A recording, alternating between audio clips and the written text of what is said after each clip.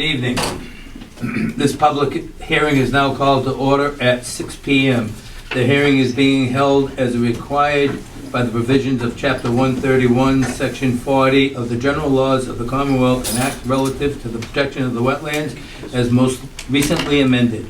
Notice of this time and place of this hearing was published in the Fairhaven Neighborhood News on October 30th, 2025. It was also published in the town clerk's office. This meeting is being audioed and videotaped. Persons wishing to be heard will be called in the following order. We also, when you approach the podium, there is a sign-up sheet. Please sign and print the name. Please speak loudly.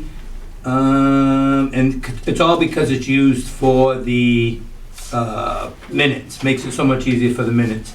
With that being said, I'd like to make a motion to open the public hearing. So moved. A second. All those in favor? Aye. Okay. Minutes for approval. September 24th, 2025. Did you guys get to look at that? I personally did not. I gotta switch glasses. Sorry about this, folks. Can't see these. Christian? Yeah. So I did glance over them. I didn't think there was an issue. Heidi, did I you? did not. Okay, so I think they're fine. I think we should let them go. With that being said, I'd entertain a motion to accept this September 24th. So moved. Second. All those in favor? Aye. Aye. October 22nd, 2025. I know I reviewed them. I felt very comfortable with them. Was there a couple little things that we changed on that one, or no? Maybe it wasn't. Maybe not. No, I think that one was good too. That was the one with 12 Arches Way. No, that one's all Deep set Brook then. was continued. Yep, no, that one's So I fine. think it was, So I know I got to look at it. I thought I did actually make a change on it, but I'm very satisfied with it. I'll entertain a motion to accept it. I'll make a motion. Do I have a second? Second. All those in favor? Aye. Aye.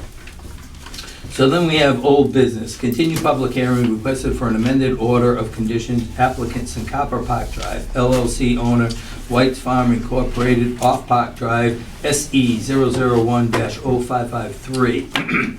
A request for an amended order to an existing order of conditions was filed by Copper Park Drive, LLC for property located off Park Drive, map 17, lot 22B.13. The applicant proposes to install a solar photovoltaic array consisting of 4,999 kW and battery storage project within the 100-foot buffer zone to a bordering vegetated wetland. Revisions include wetland crossing areas and wetland flagging. The applicant is represented by Weston and Sampson Engineers. The plan name is Park Drive Solar PV Development, dated December 10, 2020. Revised plans September 16, 2025. Review of matters presented. Votes may be taken. I'd like to entertain a motion that we open the continued public hearing. Motion to open public hearing. Second. All those in favor? Aye. Aye. With that being said, guys, we're waiting for their engineer. I guess Matt is a little bit late. I think we should give him a shot. With that being said, I'd like to entertain a motion that we put this out of order, probably till the end of the meeting, because I'm sure he's quite late. So moved. Second. All those in favor? Aye. Aye. Okay.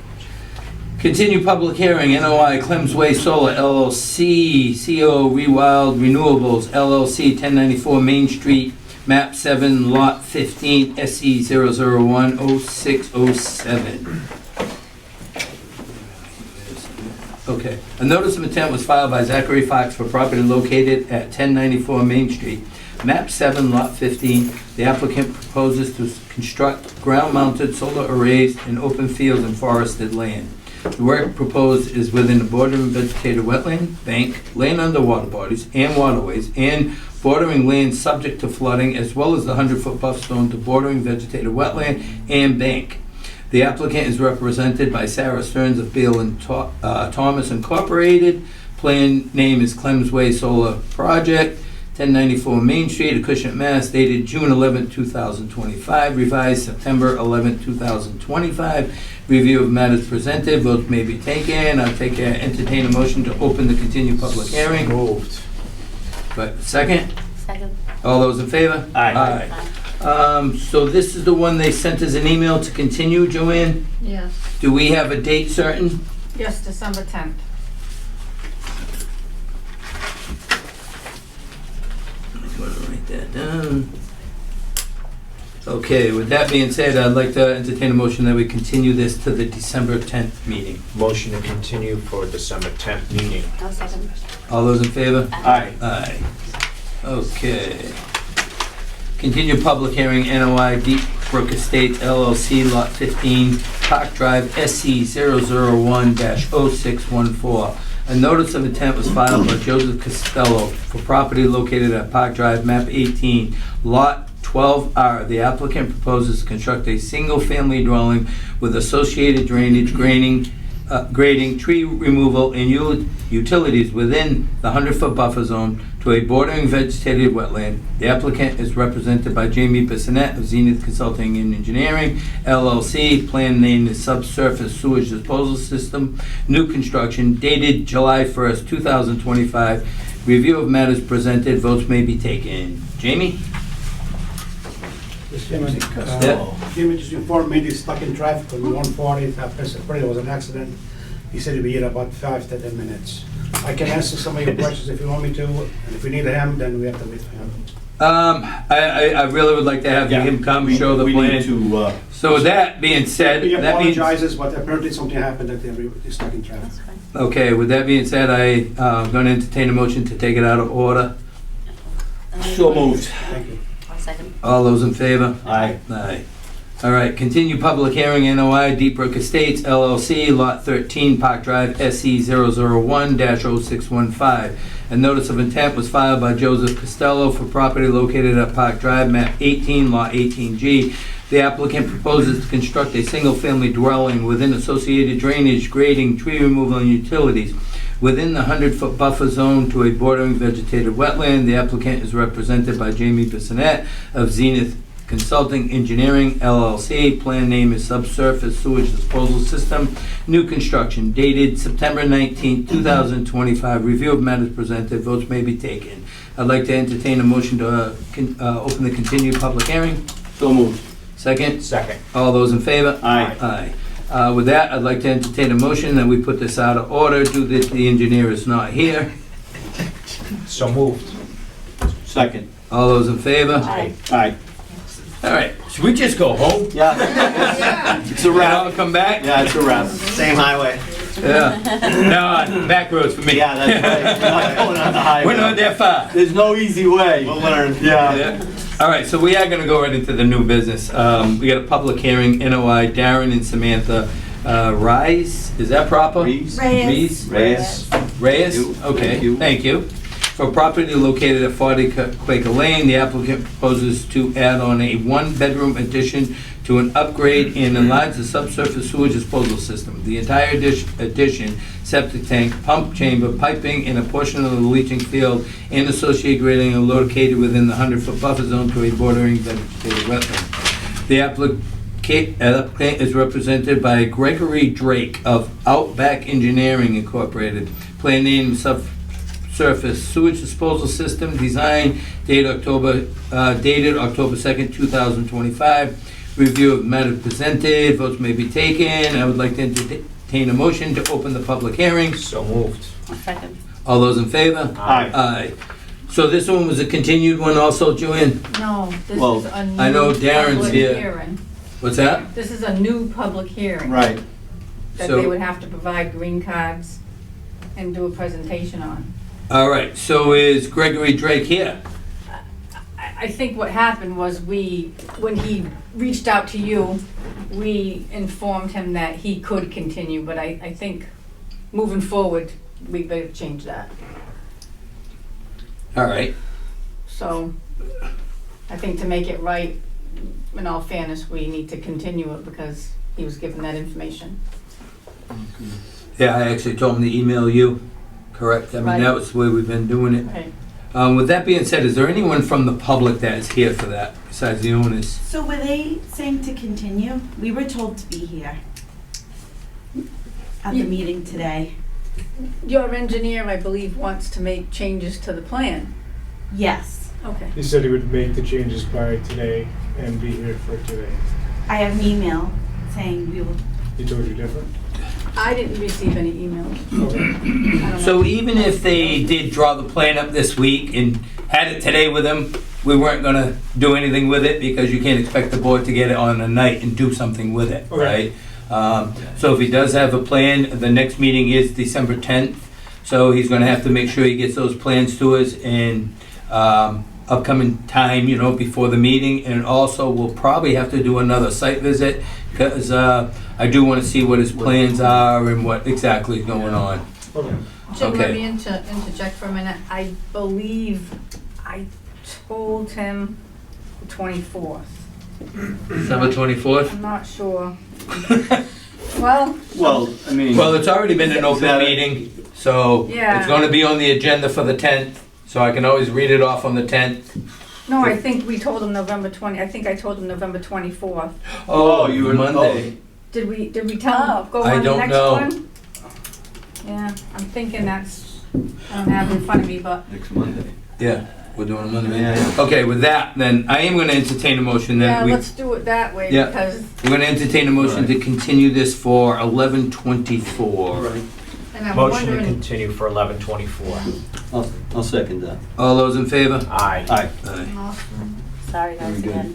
yeah, So, They yeah. were coming here the other day. sorry. It's all right, we tried to postpone and he said continue it today, so that's why we're here. Okay, So, thank you. very good. We got one to work on. Jamie, step right up. Should we have sit down. do we have a tripod for you? Yes. We're gonna get the tripod for you, Oh, Jamie. Jim, you could do the certificate of compliance, Well, you could do the COC for. you wanna do that? Are they first? here? I don't think you need anybody here. Right, you know. Yeah, but I'm saying, so it doesn't matter. Oh, okay. Right? Yeah, it doesn't matter. If they were here waiting, I would do it. It's just, Thank you. This, I'll leave the COC as a buffer for the other one, for Zacapa. Thank you. You know, Jamie, I was joking when I said, I hope you make it here. Can you please make sure you print your name, sign in, bud? I absolutely will. Thank you. So we're gonna make them open this. Yeah. Right, before we. So, Joanne, since we continued it, do I gotta reread the whole thing again? No, I think you can go back to Okay. just reference the top part of it again. All right, so we're just going back to Deep Brook Estates LLC, Lot 15, Park Drive, SE 0010614, and it's, now it's yours, Jamie. All right. Well, let's reopen it, let's get a vote to reopen that. Right, that's what I was saying. Okay, that's why So I this asked will be you. lot 15. 12R, Yeah, 12I, that's right. Yeah. Yep, so just a motion. okay, this will be Lot 12R. I'd like to entertain a motion that we open the continued public hearing. Motion to open a continued public hearing. Second. All those in favor? Aye. Aye. There's no microphone, so I can stand here tonight? No, you're good. All right. Good evening, Jamie Bissonette, Zenith Consulting Engineers, for the record. I apologize for my tardiness. Tonight, we have a single-family house in front of you with associated septic and drainage. During the site walk on Saturday, I think we could all see that we've tried to push this as close to the road as possible, minimizing impact to buffer zones. It's gonna have municipal water, very little buffer zone impact. You'll see there's a little bit of buffer zone impact here, and then over in here, the house is completely out of the buffer, septic's out. It's just the roof recharge that's gonna be in with some grading. So we're hoping that you'll issue an order of conditions for this one, and let us get going with construction next year. I am like way out of it tonight, sorry. With that being said, I mean, we went to the site visit Saturday, we could clearly see that you are trying to keep it outside the buffer zone as much as you could, you went forward as far as you could. So with that being said, anyone else have anything?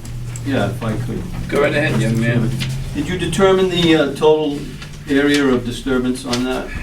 No, I did not. You didn't? I didn't, I'm Yeah. sorry. I Oh, took care of, We did this, we had two other items, and I made sure I Oh, got this yeah. one. I forgot about the square Okay. footage, so sorry about that.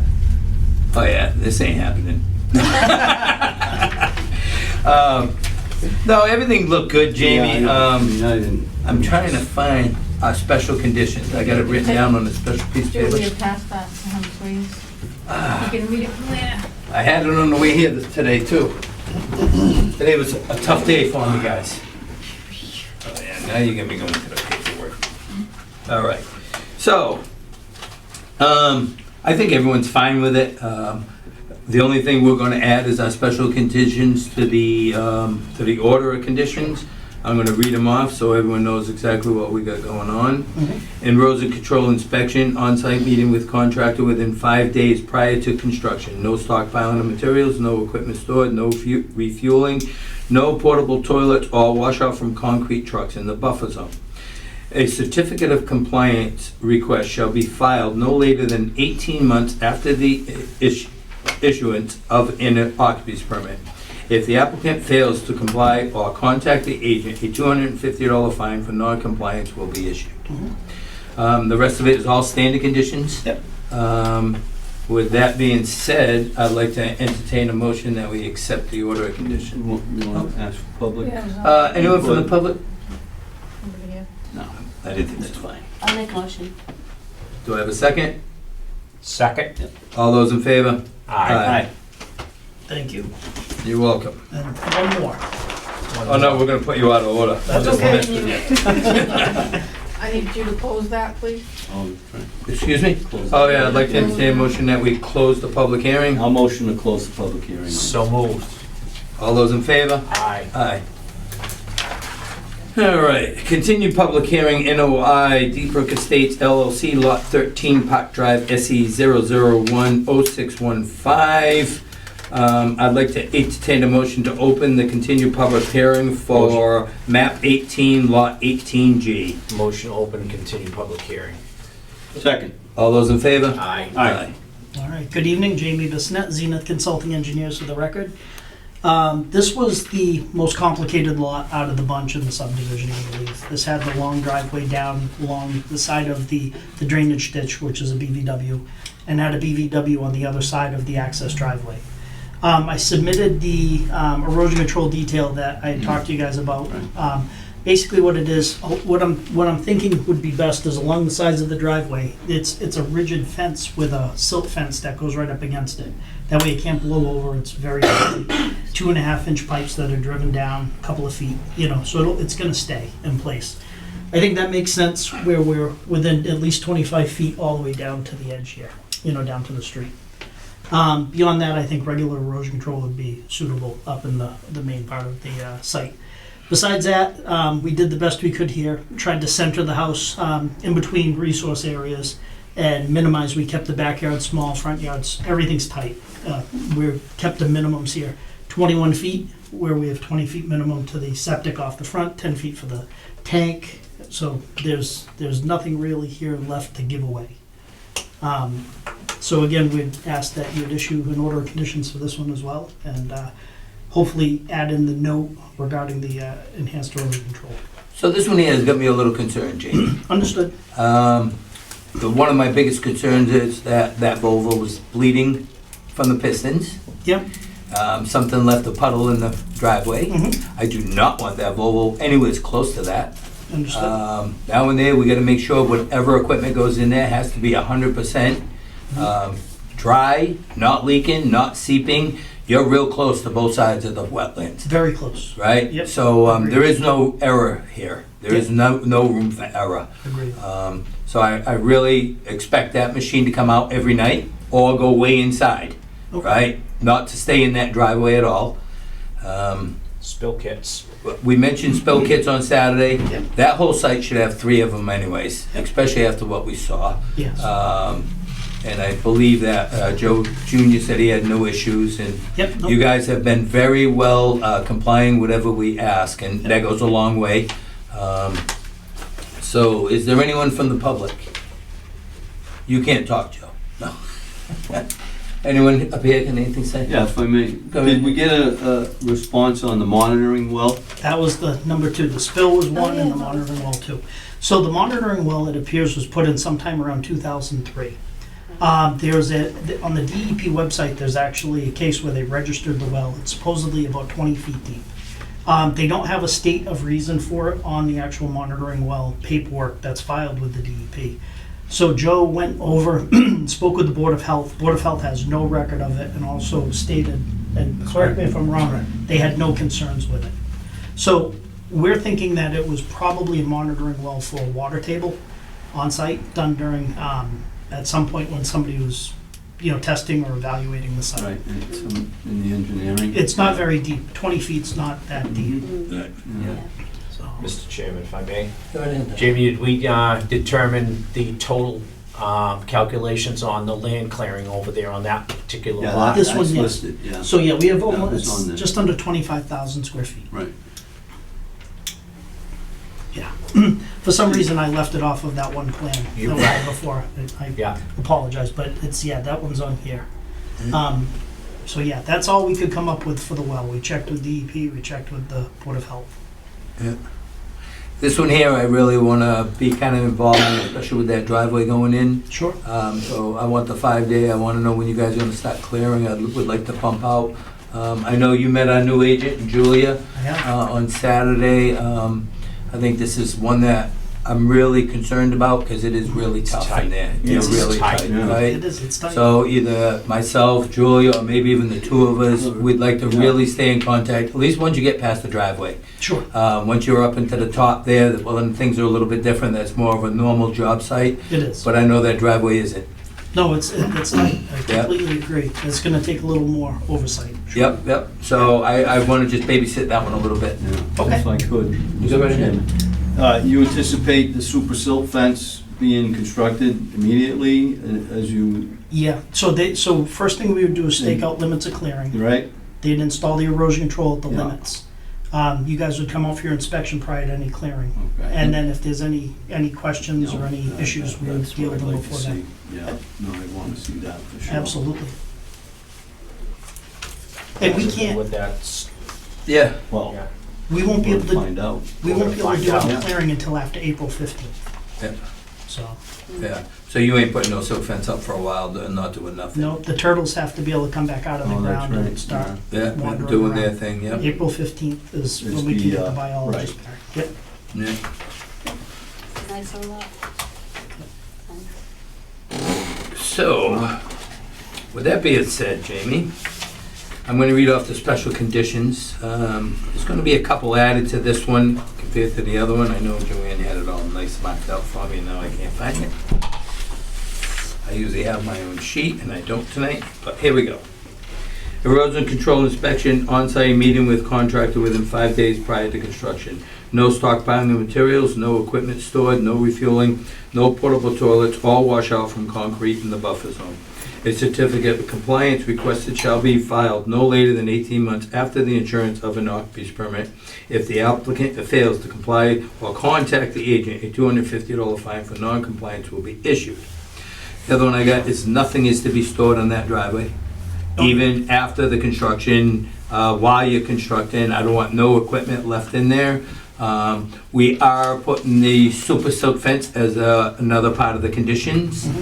And make sure spill kits are with that machine the whole time while you guys are working in there. Any machine. Yeah, you're gonna have Any tree machine. clearers in there, Yeah. you're gonna have the mulches in there, you're gonna have everyone. No matter who's in there, they need to have a spill kit. Nothing stored at all in that driveway, everything comes out at the night. That one is, like I said, it's really a tight one. Understood. All right. Yeah. So with that being said, I'd like to entertain a motion that we approve the order of conditions. Motion to approve. Second. All those in favor? Aye. Aye. I'd like to entertain a motion that we close the public hearing. Motion to close the public hearing. Second. All those in favor? Aye. Aye. Thank you. You're Have a welcome. good night. Good night, thank you. Take it easy, Joe. Do me a favor, can you pass that Oh, back? yeah, yeah.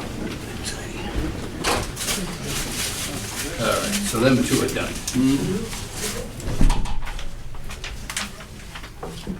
Is Sincarfa the only one left? Because if No, almost. I got a certificate of Almost. compliance and then two discussions.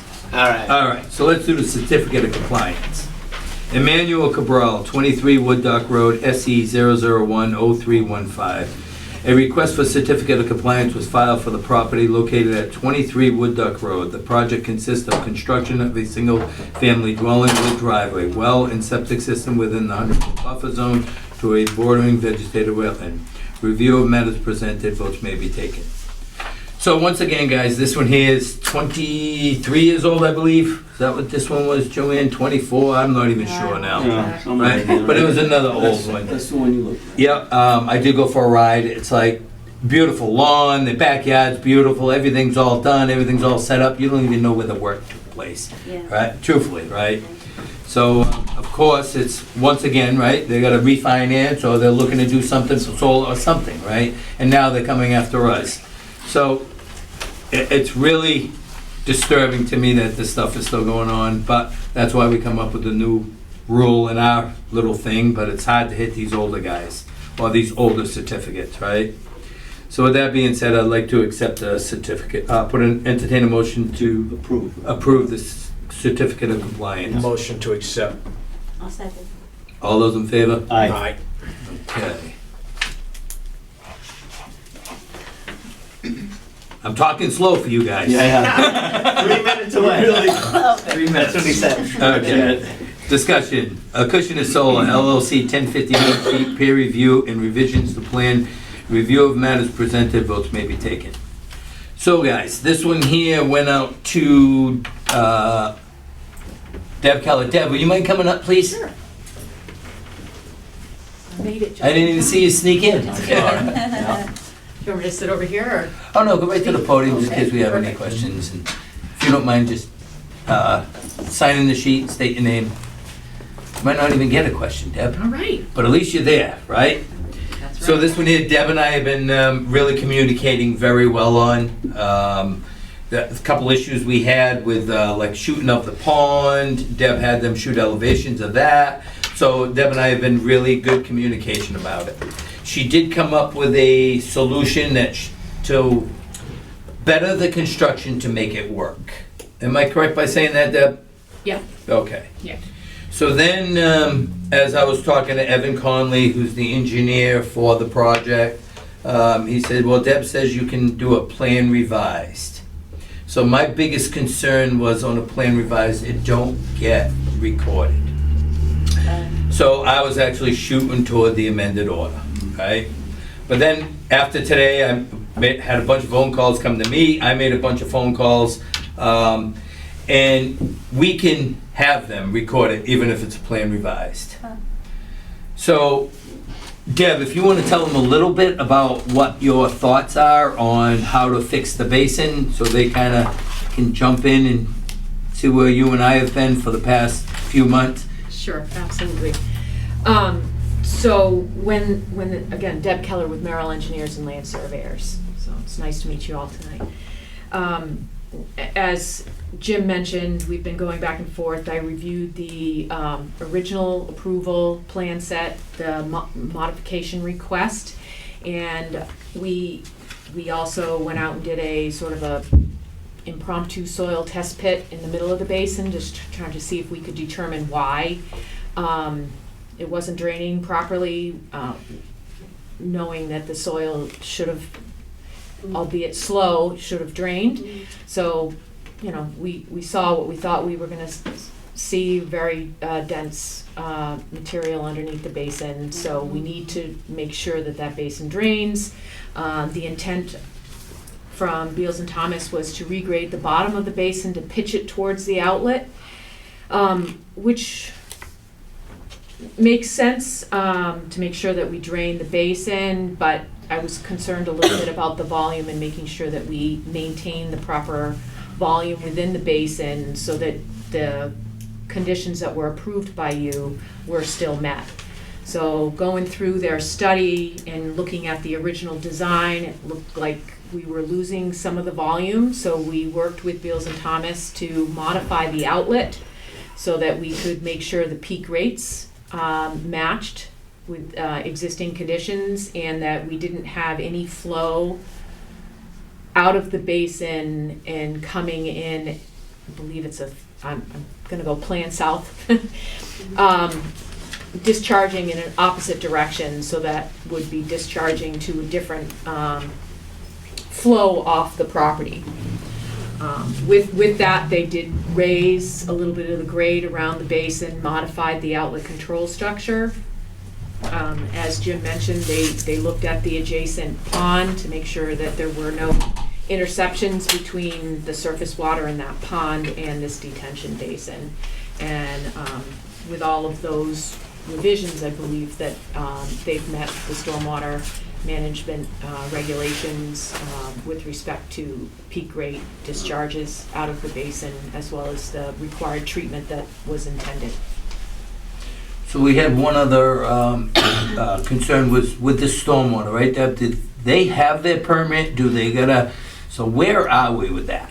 So, Evan over at Beals and Thomas was kind enough to forward, and I found, read through it.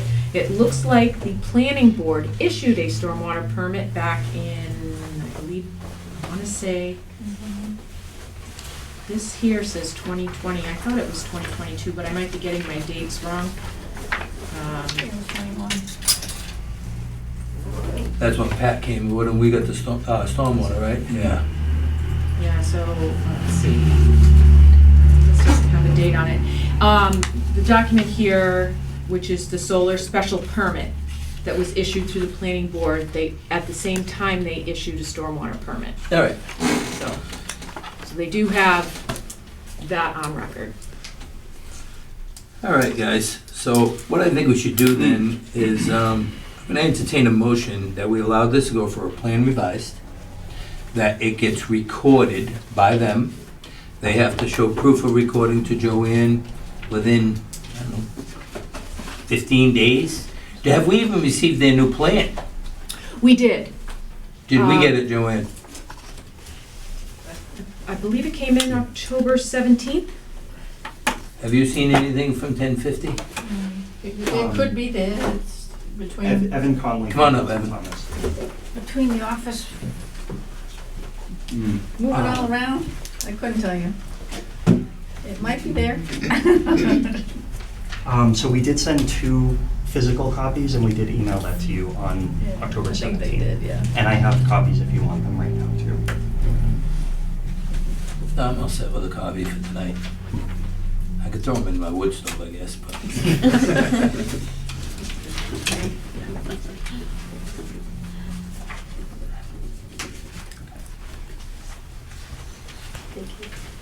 All right, so I will take by, and Julia, you and I are gonna have to look at those plans, Yes. everything else. Deb, we hired you for a reason, right? We're not engineers, we're just normal folk volunteering our time, right? So we do rely on what you said. I know that you said that you feel this could be a plan revised. The only issue you and I were talking about was the recording. We can make a special condition for them to record a plan revised. With that being said, I'd like to entertain a motion with a condition to accept the plan revised with condition that it gets recorded, that they give proof of recording to Joanne within 10 days of today's approval. I'll make that motion that we allow the revision of the plan with 10 days to record the said plan. Second. You got a second? I'll second. All those in favor? Aye. Aye. Thank you, Great. Deb. Thank you. Do you need me anymore, or do you want me to? Oh, no, you're out. Have a good evening. Thank you. Don't get caught in traffic. Yeah. Take care. Deb, real quick, Yes. this is Julia, our new agent. Nice to meet you. That's Deb Keller. We will be giving you a call. Okay. All right? All right. Thanks, Take care. Deb. Okay, do you want to do the next one, and I'll go sit down? I have to recuse myself from the next one.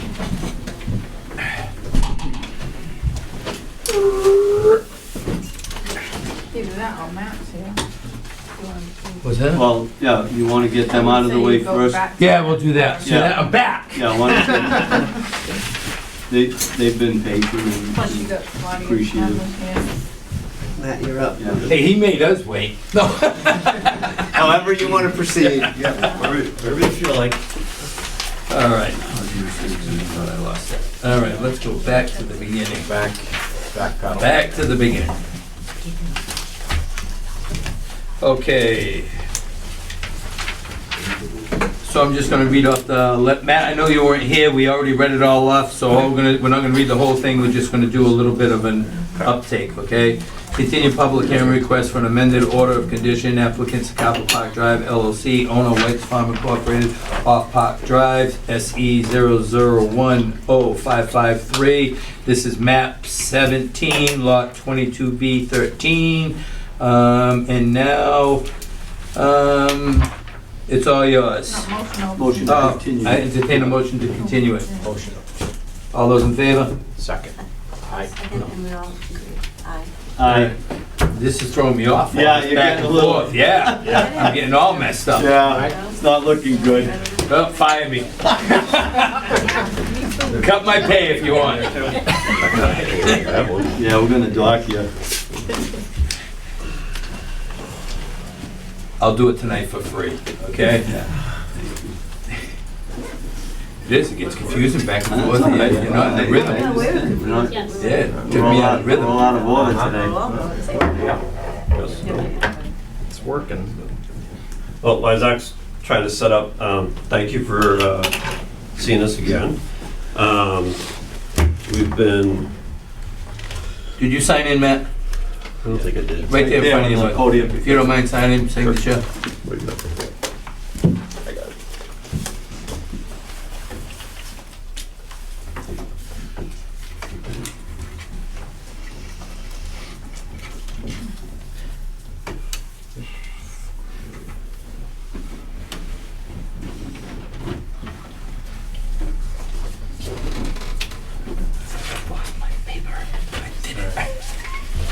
Mr. Sussman? Today was tough. Yeah, today was tough. And I had a bad day, real bad day. Thank you for your patience and apologies on the delay here. Just want to do a quick recap of everything. So Zach Schroing, Senior Director of Development, City Carpet Capital. We have Jeff Rowe, Officer Counsel, Sarah Hussain, who's our Associate Developer, and Matt Connors from Weston Sampson Engineers. We're back before you for the minor modification of the bridge to discuss that. And we just received the comment letter from Bill yesterday. So we had two things we'd like to accomplish tonight with you. One, we actually have the bridge company on standby to talk about construction methods, and we can go over that. But also we'd like to just go through the comment list with Bill here and just have a bit of a dialogue on the path forward and make sure we're all on the same page. So ultimately we can bring everything to a close and finalize this for you, sir. Okay. Do you want to do the letter first, or do you want to have him? I'm gonna bring him in, and do you want to get teed up here? Yep.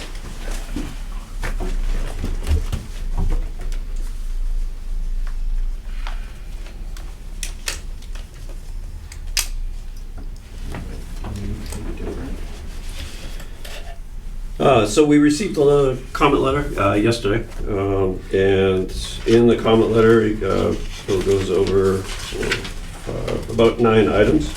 And I just wanted to basically go through those 9 items and make sure that we're all on the same page so that we can make whatever changes are needed, come back in next time when we're done. So most of those items are pretty straightforward. Do you guys have the comment letter? Yeah. Okay, very cool. So item 1 was, basically he's talking about wetland alteration.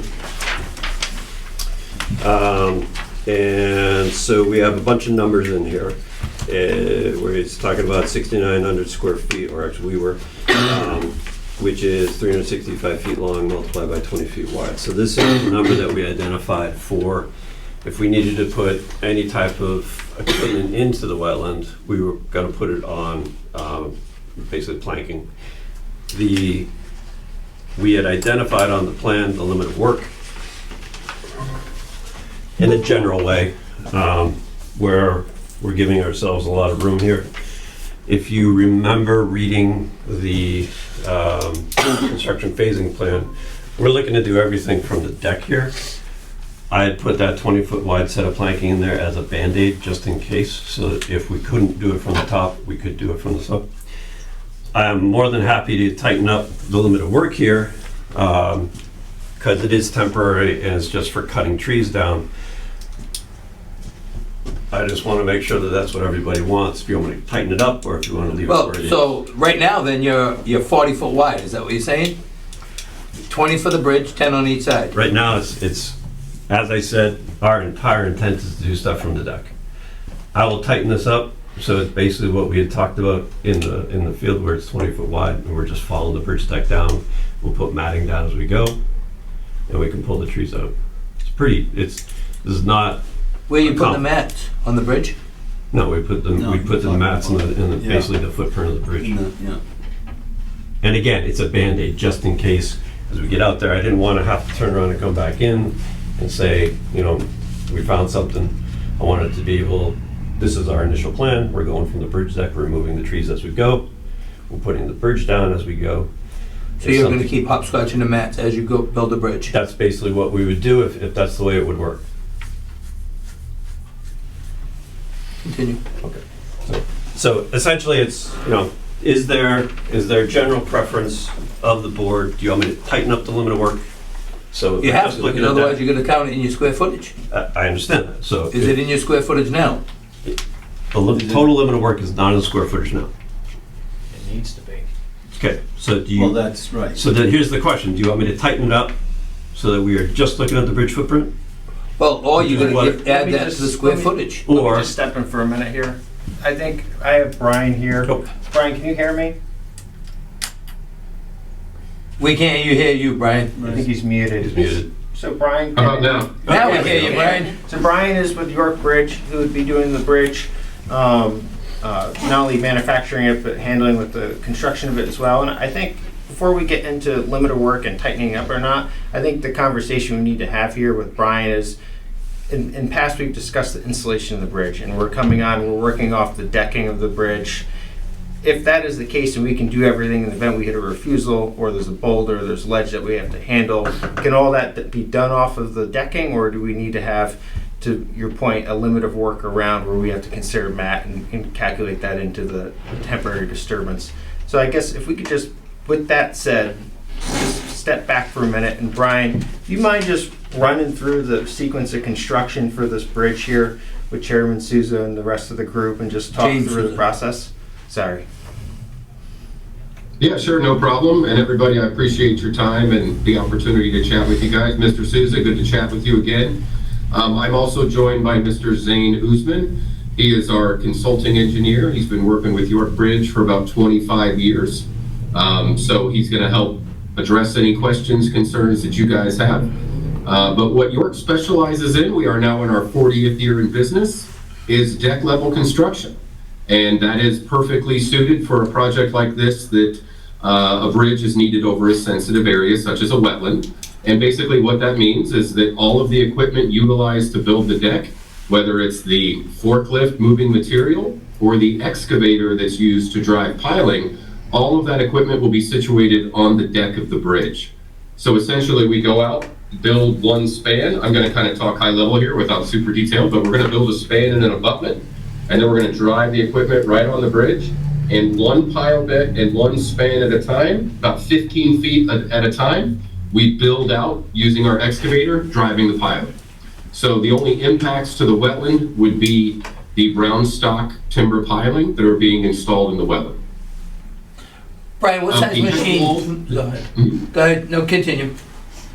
All I was going to say is that the head walls of the bridge, where I mentioned building a head wall, that would be outside of the footprint of the wetland. So if you had backfill and compaction behind that, and of course a roadway system, that would be out of the wetland. So technically the only item permanently in the wetland would be those round stock timber pile.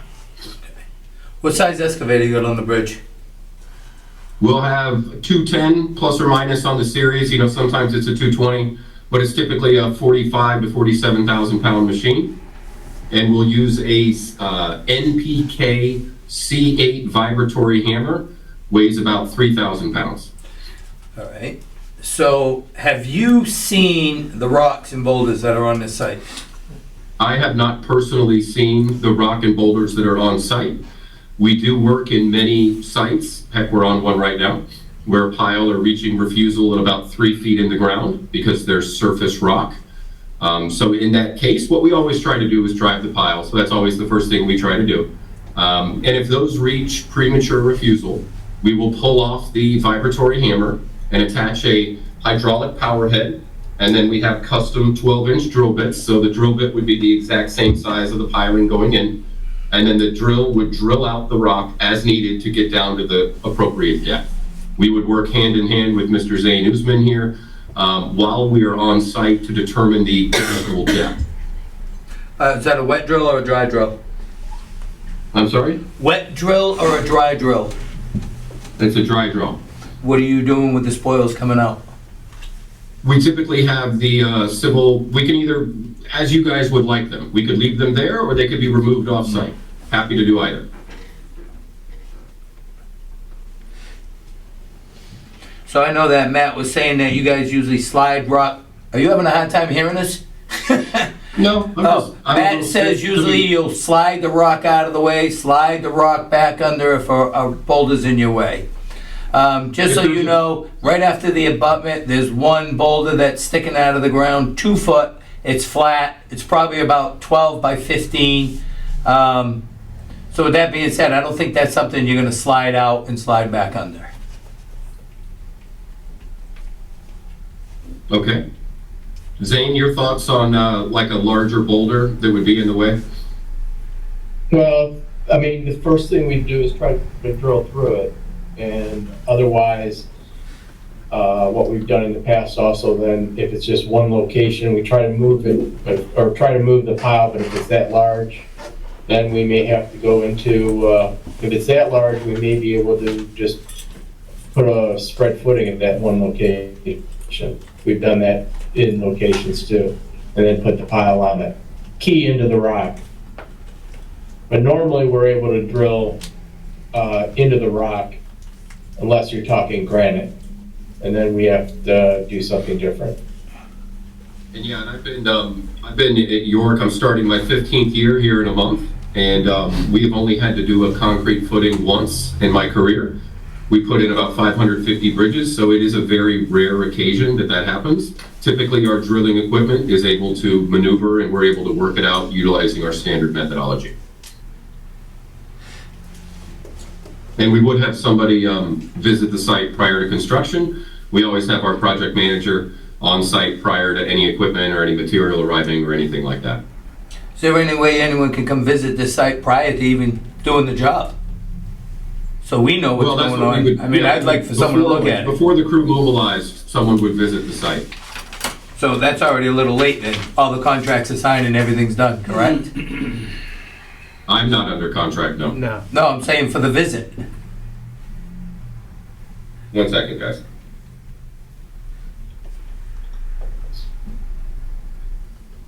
Yeah, I mean, I guess I'm not sure what you're saying. We would visit, we could visit the site really whenever.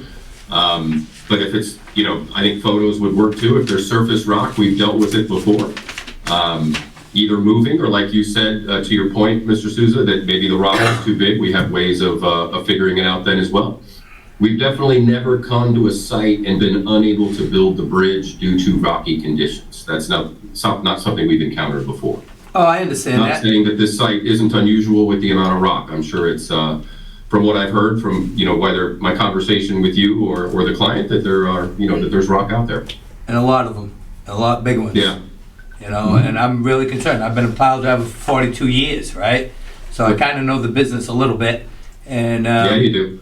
Yep. And you know, I look at the prints, and it's just, and then I walk out. It was totally different than the photos. So I got a lot of concerns. I really do, right? And I know I'm speaking on behalf because of my experience, and maybe it's maybe I got too much knowledge, but this one really I think is going to be a nightmare. I really do. And I said it that I think that the bridge company should come out there, take a look at it. I mean, if you're going to start drilling every pile hole, then there's an issue here, a big issue, right? Because now, how much are you going to really get rid of? All that stone dust, everything else, we're not going to allow it to sit into the wetlands, so that's going to be captured. It's going to be removed off site. The plan shows 4 boulders when there's probably about 400. So it's like it's really It's really a tough one. I think it's gonna be a real tough one. I'm not saying it can't be done, anything can be done, right? You can dig out a foundation with a teaspoon if you get the time. So anything can get done. But I'm just looking at it and saying, does it really fall under temporary disturbance? You know, is this gonna be a temporary disturbance to the wetlands, or is it gonna be a permanent disturbance to the wetlands? Right? And that's what I'm concerned about, that it's gonna go in there and look like Vietnam when you guys are done. Yeah, not with, I mean, with, you know, with all due respect, I definitely understand where you're coming from, but that deck level methodology, which I know you're aware of, but we do not leave sites in poorer conditions in which we found them, which is why that methodology works so well. Yeah, you know, but when we're out there with Matt and he's telling me you're gonna slide the rock out, drive the pile, slide the rock back in, you know, to me that's, I was just like founded, because now you're disturbing the area as you slide it out. You're disturbing the area again when you slide it back in. The pile's gonna be there, so you can't put the rock where it was, right? So I'm just saying it's not, and maybe this ain't your part of it, because I understand, I think you guys can do the job, truthfully, right? My biggest concern is how much disturbances are gonna be. Right? So if you grab a hold of a rock and you slide it out of the way to drive the pile, you just slid that rock in the wetland, you're doing a permanent disturbance, you're gonna try to slide it back under, then I know that you can move a pile either way, make your bent up accordingly, whatever you gotta do.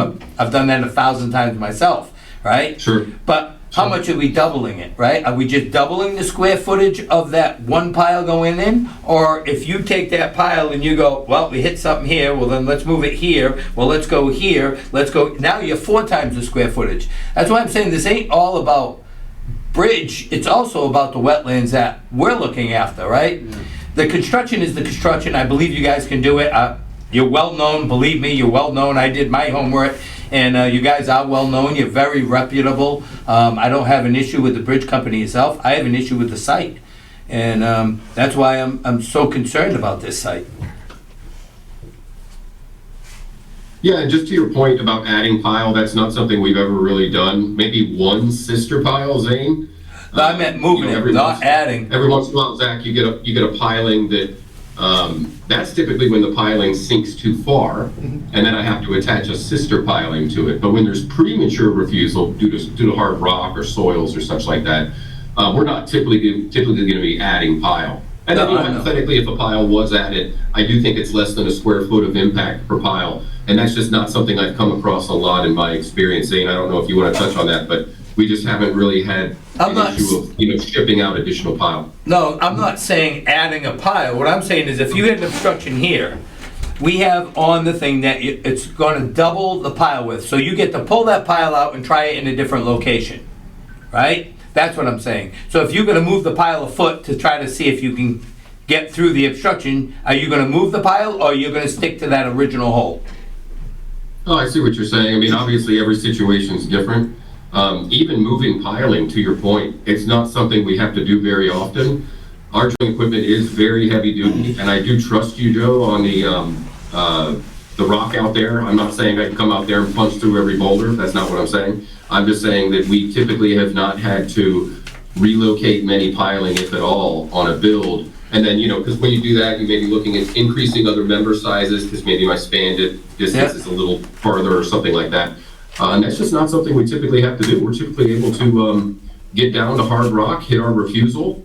And if the rock's hard enough, you don't need that much depth, as you know. You know, you'll get your end bearing, and as long as your lateral stability is there, you're good to go. So you're putting them in with a vibratory, right? So how are you getting your load bearing from a vibratory?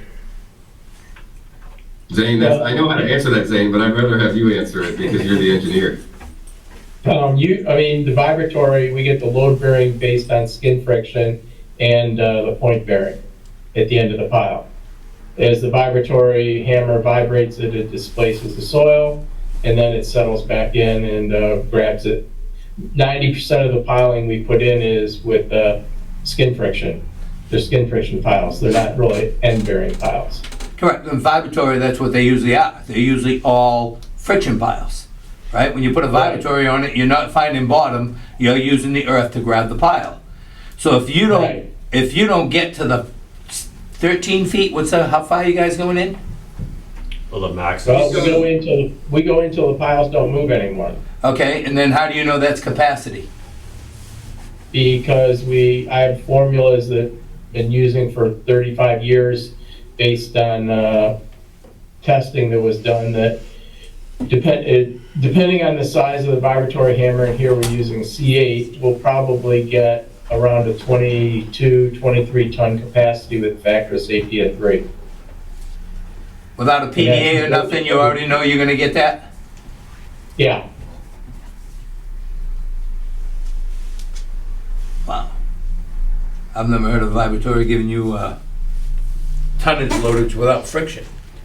But hey, I don't know. Well, I mean, what we do is we put the load in, we put the pile in, and based on the insertion rate, it gives a capacity of the pile. And like I said, we drive these till we don't get any movement. I mean, normally the formulas say when you get 6 inches of movement in a minute, the capacity is about 23 tons. And we just drive them till they don't move anymore. So you guys will not, if you hit an obstruction, you will not look for a different location. You are putting it right there whether you hit some or not. You're not moving. You're gonna drill it, you're gonna do something different. You will not move that pile. I can't think of, I can think maybe in all the years that I've done, maybe a handful of times that we've moved the pile over like a foot. Because that was one of my concerns, because what Matt was saying when we were out there on Saturday is that, well, no, we can move it here, then if they hit something, they'll move it here, if they hit something, they'll move it here. Well, then now it don't become the 1 foot diameter of the pile that we're disturbing the wetlands, it becomes 3 or 4 square feet of it. But if you guys are telling me that you're gonna put it right on no matter what, and nothing will ever be moved, then we're back down to the 2 square feet that Matt is allowing for. Yeah, we just have not had those instances. I mean, Zane, you would have more experience than me, but in those cases where, we have to move the pile a considerable amount at all. I mean, there's a tolerance in the field of a few inches just in general, but, not like shifting something a foot or two, nothing like that. No, like I said, I can think of, because if you start moving them too much, now you've got a total redesign. Correct. So, and we try our best not to do that, and then, like Brian says, is normally if we hit something hard, they'll switch out the vibratory hammer and go to a drilling apparatus, and they'll drill. I mean, there's been times they've sat on that thing for hours to get it in as far as they need to get it in. Now, if we're hitting rock, we don't have to go down that far. Typically just go down about 3 to 5 feet, because that'll give you the lateral support you need and the capacity. And we're only 6 feet above the wetland here. So that's more than enough. 3 in the ground and 6 up? Well, he said 5. Well, what I'm saying is yeah, because there's a difference when you're putting it into rock versus when you're putting it into ground. And if you can get 3 foot into that rock, that's going to give you the lateral stability that you need. Because it's in a pocket. Right? Pardon me, I didn't hear you. I said it's because it's in a pocket. Right, it's in a pocket, it's not going to move. And that's the same procedures that I used on highway bridges for 40 years also. Normally, when I run into a rock or anything like that, we'll core down 5 feet and then drop. In that situation, what we do is we just drop a steel pile in, because those are usually steel piles. We just encase it in concrete and you're good to go. All right.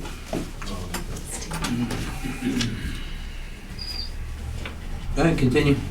Do you want to ask him about tree removal while we have him here? Well, you guys are the ones removing the trees as you go along? Typically, those are removed ahead of time, but we can work that out. If it's an access issue with being able to get equipment in there, and maybe the access is needed from the deck of the new bridge, that's something we can talk about. We typically do not remove trees, though, to your point. Have you ever done borings before a job?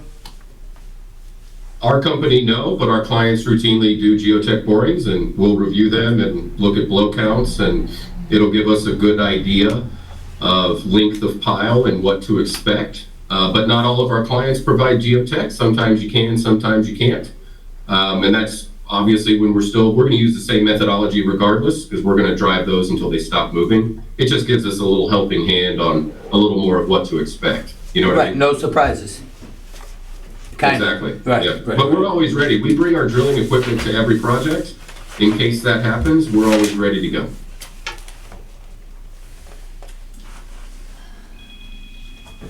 Well, then that'd be up to you guys, right?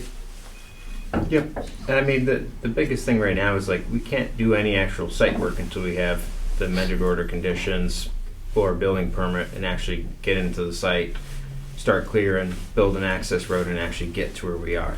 At that point, you know, I think Graham had mentioned in the past, then we can do something, but premature to actually get any kind of approvals, we're in a position where we can't.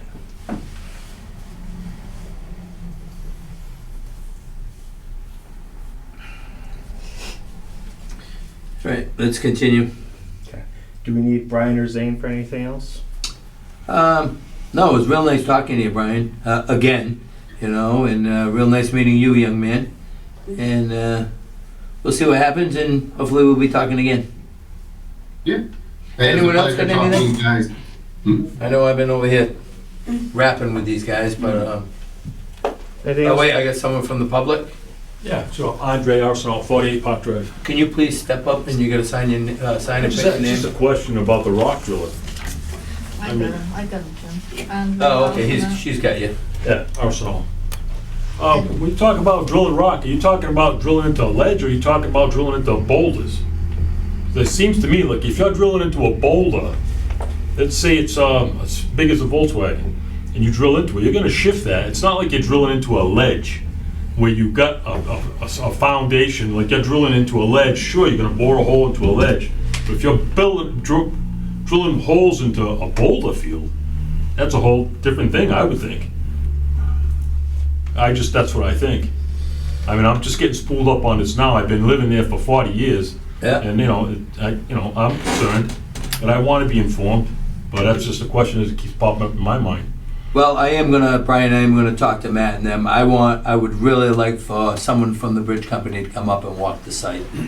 Like I said, it's rock after rock after boulder after boulder, and I'm not saying you guys can't do it, right? I'm sure you can, right? You guys have, like I said, very reputable. I did my homework. I talked with you on the phone.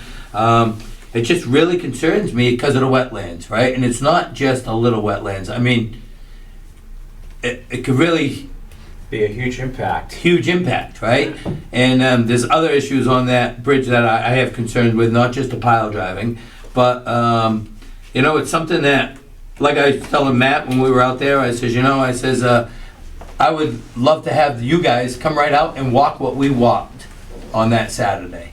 Maybe not through the briars and rough terrain like we did. Maybe they'll give us a nice 2-foot clear path to get to it. But I really think someone should take a look at it and make us feel more comfortable, right? I mean, the pictures are terrible, because when we went there Saturday and I said, this don't look nothing like the pictures, the response I got was, we don't know where they took the pictures, right? So that really kind of, nothing to do with you, but that kind of went up me saying, okay, you didn't show any boulders in the pictures, but we're walking on boulders. And it's boulder after boulder after boulder. I don't even know if you've seen the soils. The soils say extremely rocky, heavily rocky, extremely stony. And I mean, to make us feel better and give us, I know, like I said, I have no doubt that you guys can do your job, but I'm just more concerned about the wetlands, right? That's our position.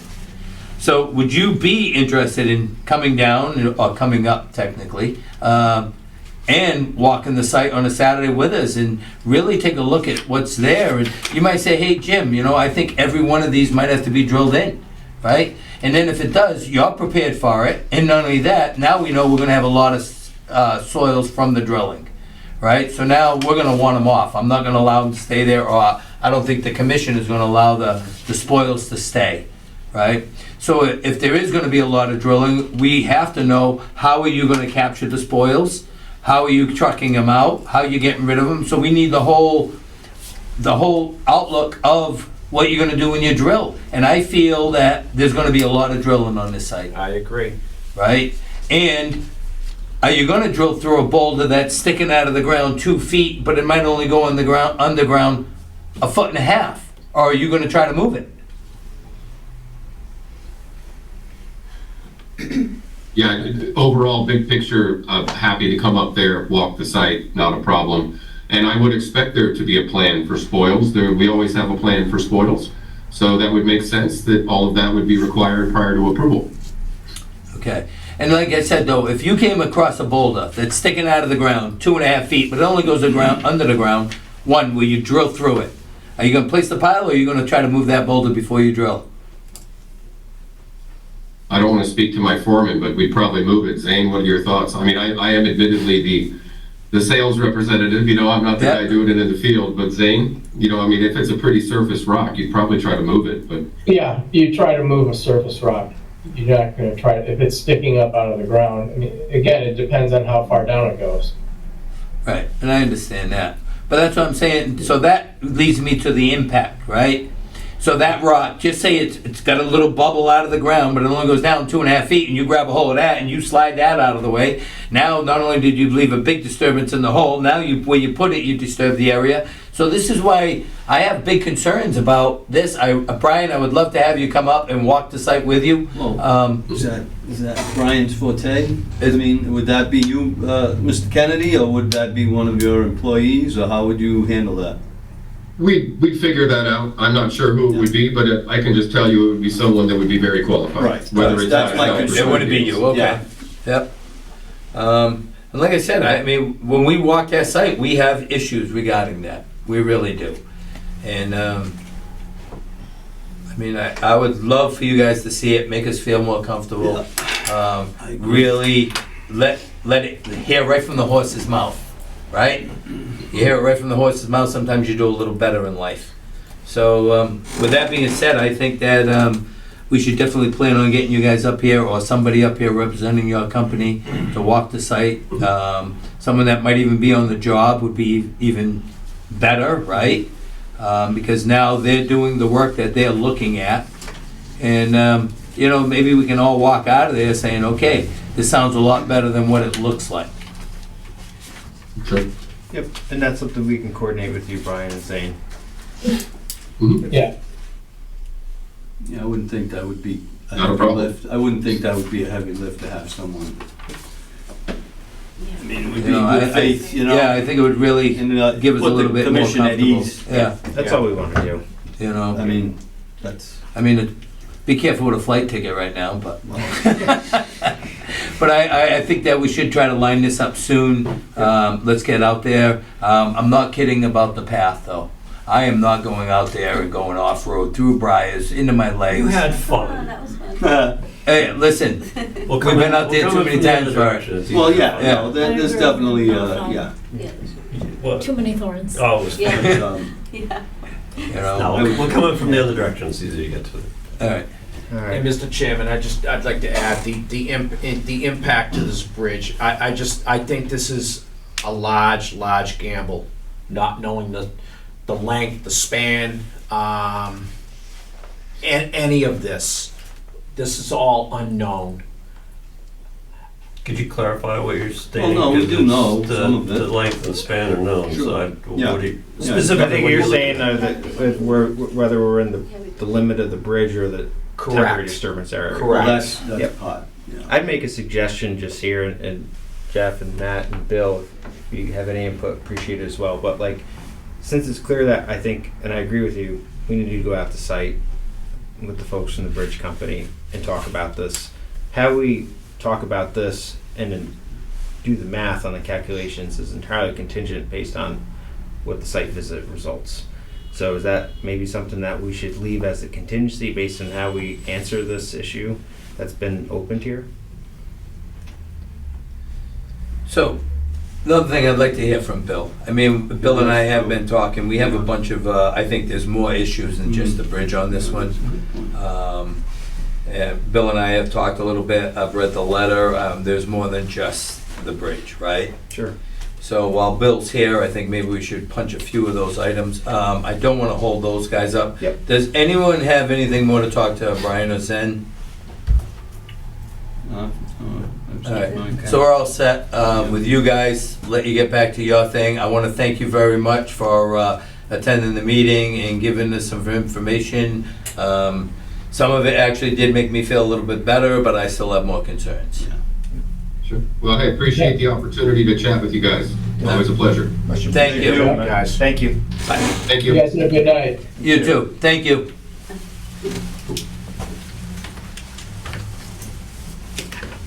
I'm gonna table number one, because I think talking about it in the field is a good idea. When they're up here, we can get a better handle of like what width we actually need from those guys, and they can get some input on that. Does that sound reasonable? Yeah. Good. So, number two, proposed construction profile plan is not stamped by a professional engineer. It appears to be more schematic than a site plan. It is considered informational. The profile plan for the bridge is schematic. We have not paid for a design to come in. It's based upon their standard profile and their standard criteria. Yeah, and what I'd ask of that is that we just make that a condition where before the construction happens, we have to satisfy a stamped plan for that. Yeah, but it has to be identical to what you're given then. It can't vary at all. Understood. You know, it's kind of like crazy, right? It's like, I can't understand why you can't get a certified plan to make sure everything is right, because that plan right there is just a drawing to me. Right. You know, two guys sat down and drew a plan. Doesn't have no binding to it, doesn't have nothing to it. So what you're saying is, let's approve the napkin drawing, and I call that a napkin drawing. Let's approve the napkin drawing, and then we're gonna give you an engineered plan later on in life. Yeah. Well, I'm more or less speaking, like after we go and issue a bridge PO, we can ask them to do complete engineering on it and everything else. The issue is we can't issue a bridge PO until we get through this amended order of conditions. But it's so hard to say, here, build the bridge, and then we're gonna get the certified plan later, or an engineered stamp plans later. Sure, that's why I was asking if we conditioned it. So can I just interject on this? For the record, Jeff Roloffs, and I'll get my name in here. Okay.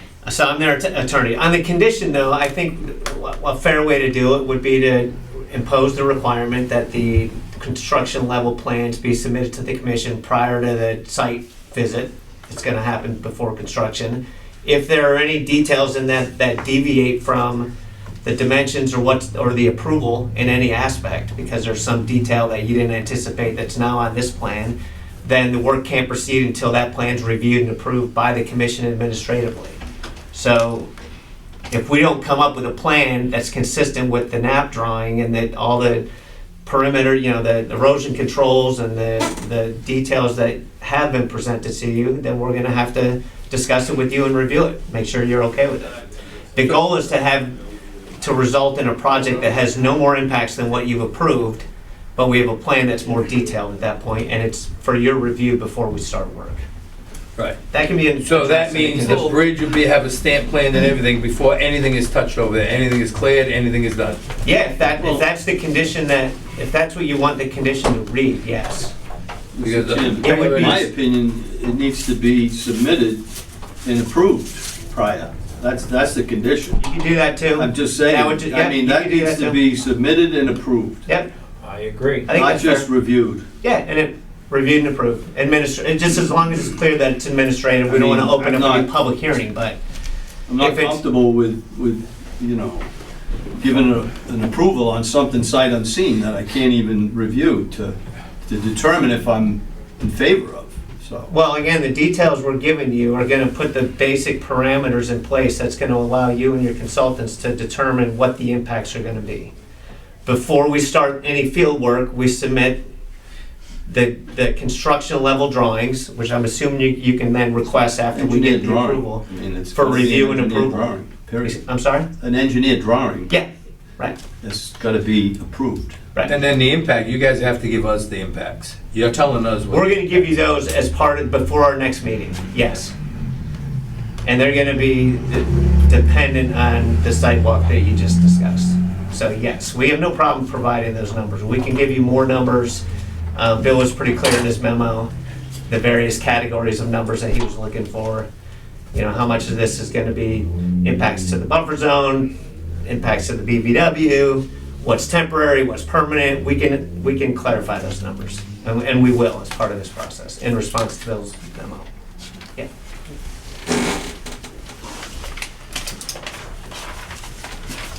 So, are you okay with? Yeah, no, that sounds, Okay. applicable. All right. Item 3, grant proposed temporary altercation of BBW, provide restoration plans, and provide restoration methodology. Similar to restoration, the wetland replication plans need to be updated to reflect the present design. Wetland replication restoration are to follow Mass DEP. So, temporary restoration, the area that we're working in for the bridge, is what we're going to propose is an Ernst seed mix, which we've used many times in this type of circuit. Can you say that again? I'm sorry. Ernst seeds. Okay. They're a well-known manufacturer of seeds.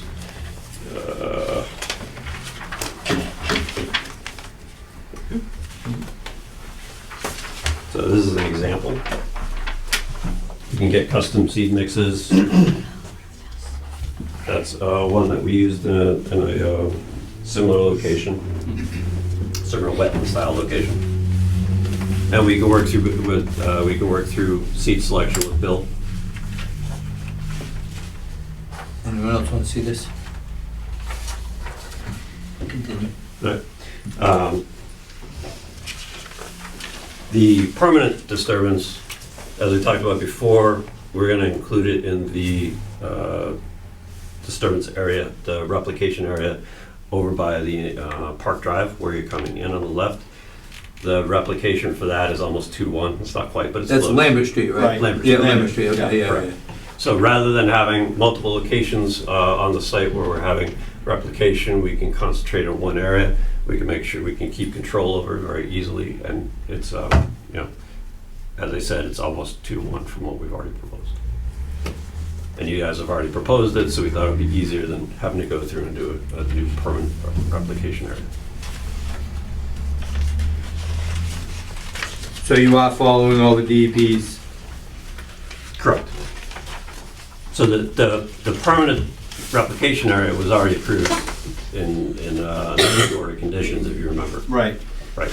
So by utilizing that, we wouldn't have to open up any of this criteria. And then for the temporary disturbance underneath the bridge where we're looking, we'd be using the Ernst seeds, which is, we follow the Mass DEP criteria.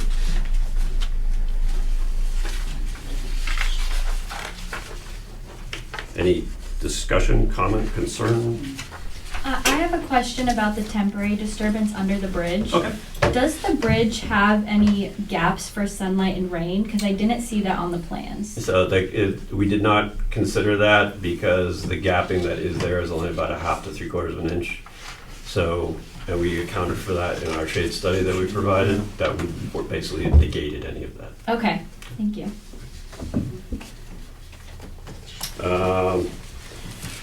I can skip down next page to comment 4. All of the issue. An answer, we can access the project compliance with the performance and presumption. Any of the issue authorities shall presume that such areas sufficiently interest specifically and that the presumption is rebuttable and may be overcome upon a clear showing that the very originally does not play a role in the interest in the event. Bill, can I ask you a question? Sure. That presumption that everyone just skipped right over, what is that presumption? Can you go into detail with that for me? Which one are we speaking of? It's before question 4, on the same page as question 4. You got a presumption up top. Are concerned the proposed bridge crossing will prevent that comment there? No, you got to page 3. Or a proposed activity. You got a presumption up there where a proposed activity revolves yep. the moving, filling, dredging. That's the presumption of significance that comes right out of the wetlands regulations that's associated with the replacement or the restoration of the BVW. So that's how it's supposed to be entertained. Now, with that being the way to entertain, do you feel that the standards are being followed? There's not adequate plan, there's not adequate information on the plan for me to answer that question. So I say that's lacking. Yep. Yeah, can I speak At to this these? point now. Right. Can I speak to the regulatory issues? So I just wanted to distinguish some of the different regulatory topics that come up in Bill's memo. And I understand that he's requested more information before he makes any conclusions with respect to the performance standards. But I want to talk about some of the terms that come up and that are mentioned here, because it's important to understand what terms come into play for what reason. So the presumption language that you just were referring to is a part of the regulations that says areas that are wetlands are presumed to be significant if they provide certain functions. If an applicant wants to argue that an area doesn't provide these, there's a presumption that a wetland area provides these values. In some wetland areas, they just don't. And the applicants come into you and they say, yeah, we're doing work in a wetlands, but this wetlands is impaired. It's like not serving any purpose. It's got all these problems with it. So even though there's a presumption of importance or significance, in this particular case, the wetlands isn't serving those values, so there's nothing to protect. All right, we're not making that argument. We are assuming, we're not debating the significance of these wetlands. So we've decided not to argue that point. So the presumption that's in place, it's still intact. We're not saying that these wetlands have no significance. All right, so that's one category. The other category is the language of temporary. There's a reference to section 10.02B2B or something. It's the discussion of minor activities that result in temporary impacts and whether or not we fall into that category. And similarly there, that is some language from the regs that defines certain activities that don't require an order of conditions. So if we're just coming in and we want to do some soil monitoring, we're going to come to you, if at all, and we're just going to say, we want to go out to this field, we want to do some soil borings, but it's temporary impacts, we fall within that little exemption, so we don't need to get an order of conditions from you.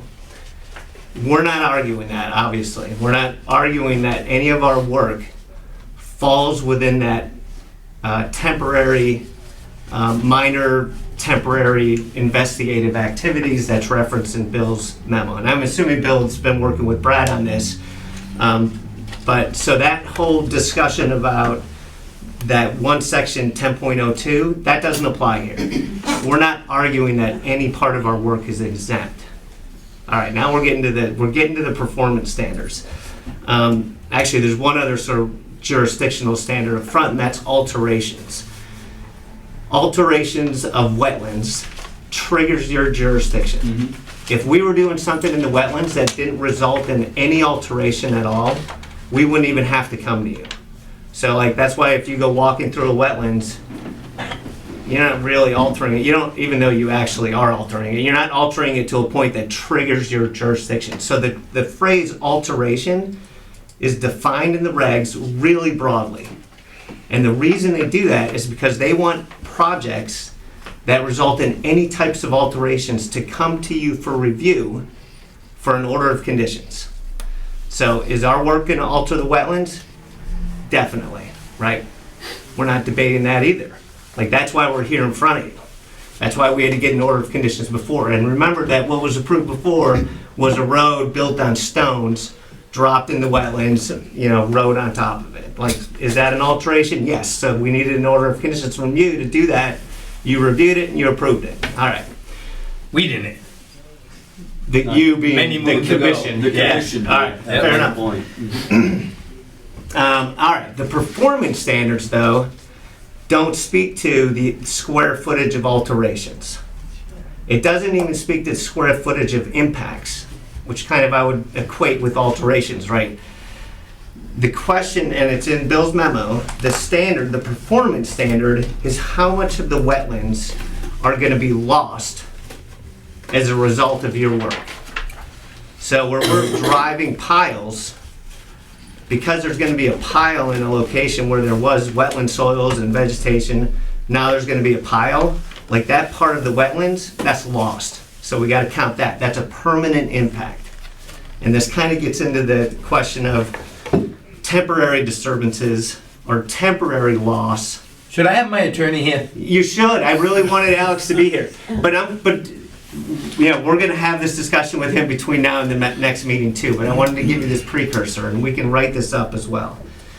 In fact, I'd love to talk to Alex and Bill and Brad about it as they're reviewing our next package of materials.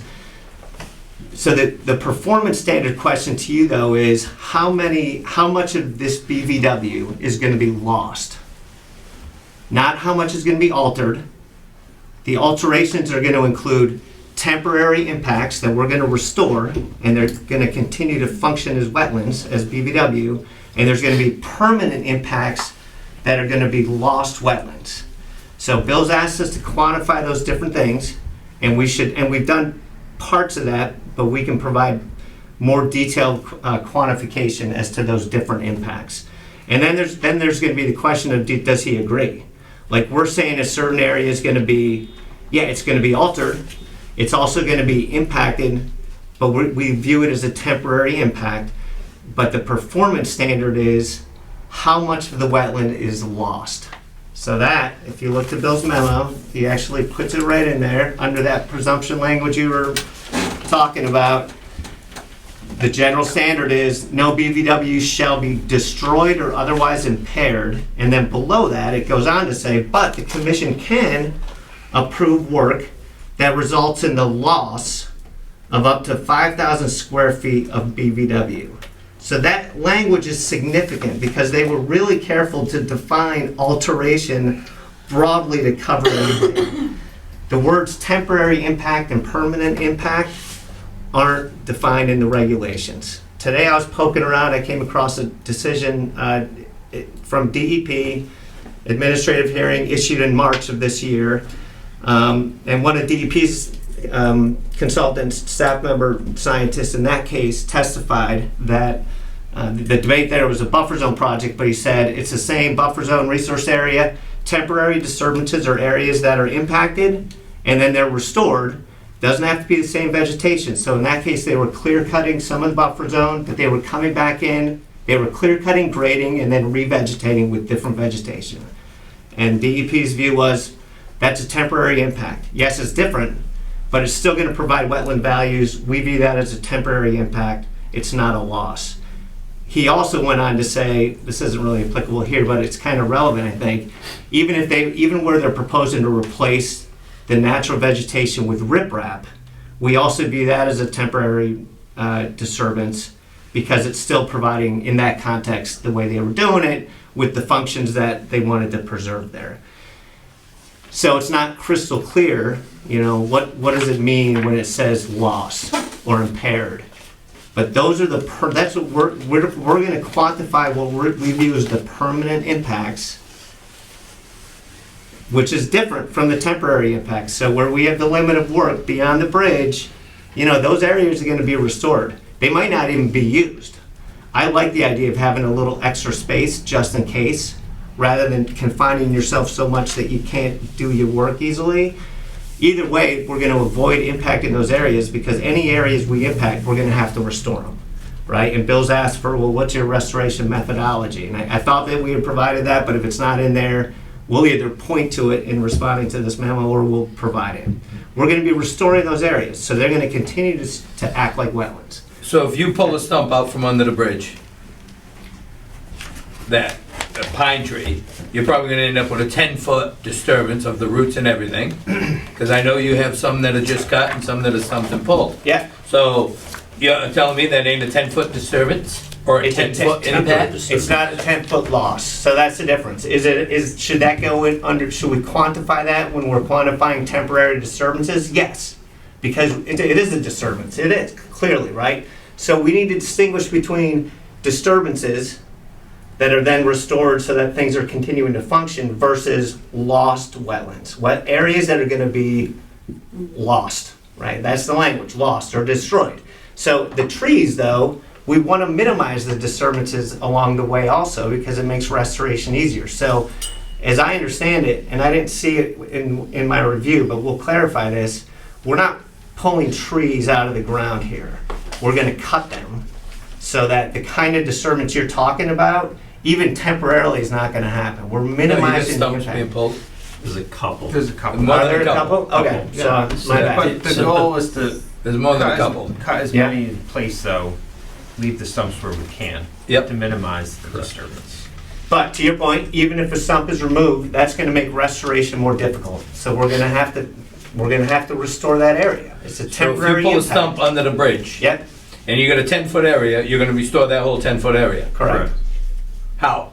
Well, that's the restoration methodology that Bill asked for. That's what we're saying. Yes, right? I get it. He's asked the question, we're gonna go response point by point to Bill's memo here. No, go right So ahead. you'll have that answer. I Yeah. just want to bring up one thing. One of the things that I looked at, you're going to be looking at issuing an amended order of conditions for the project.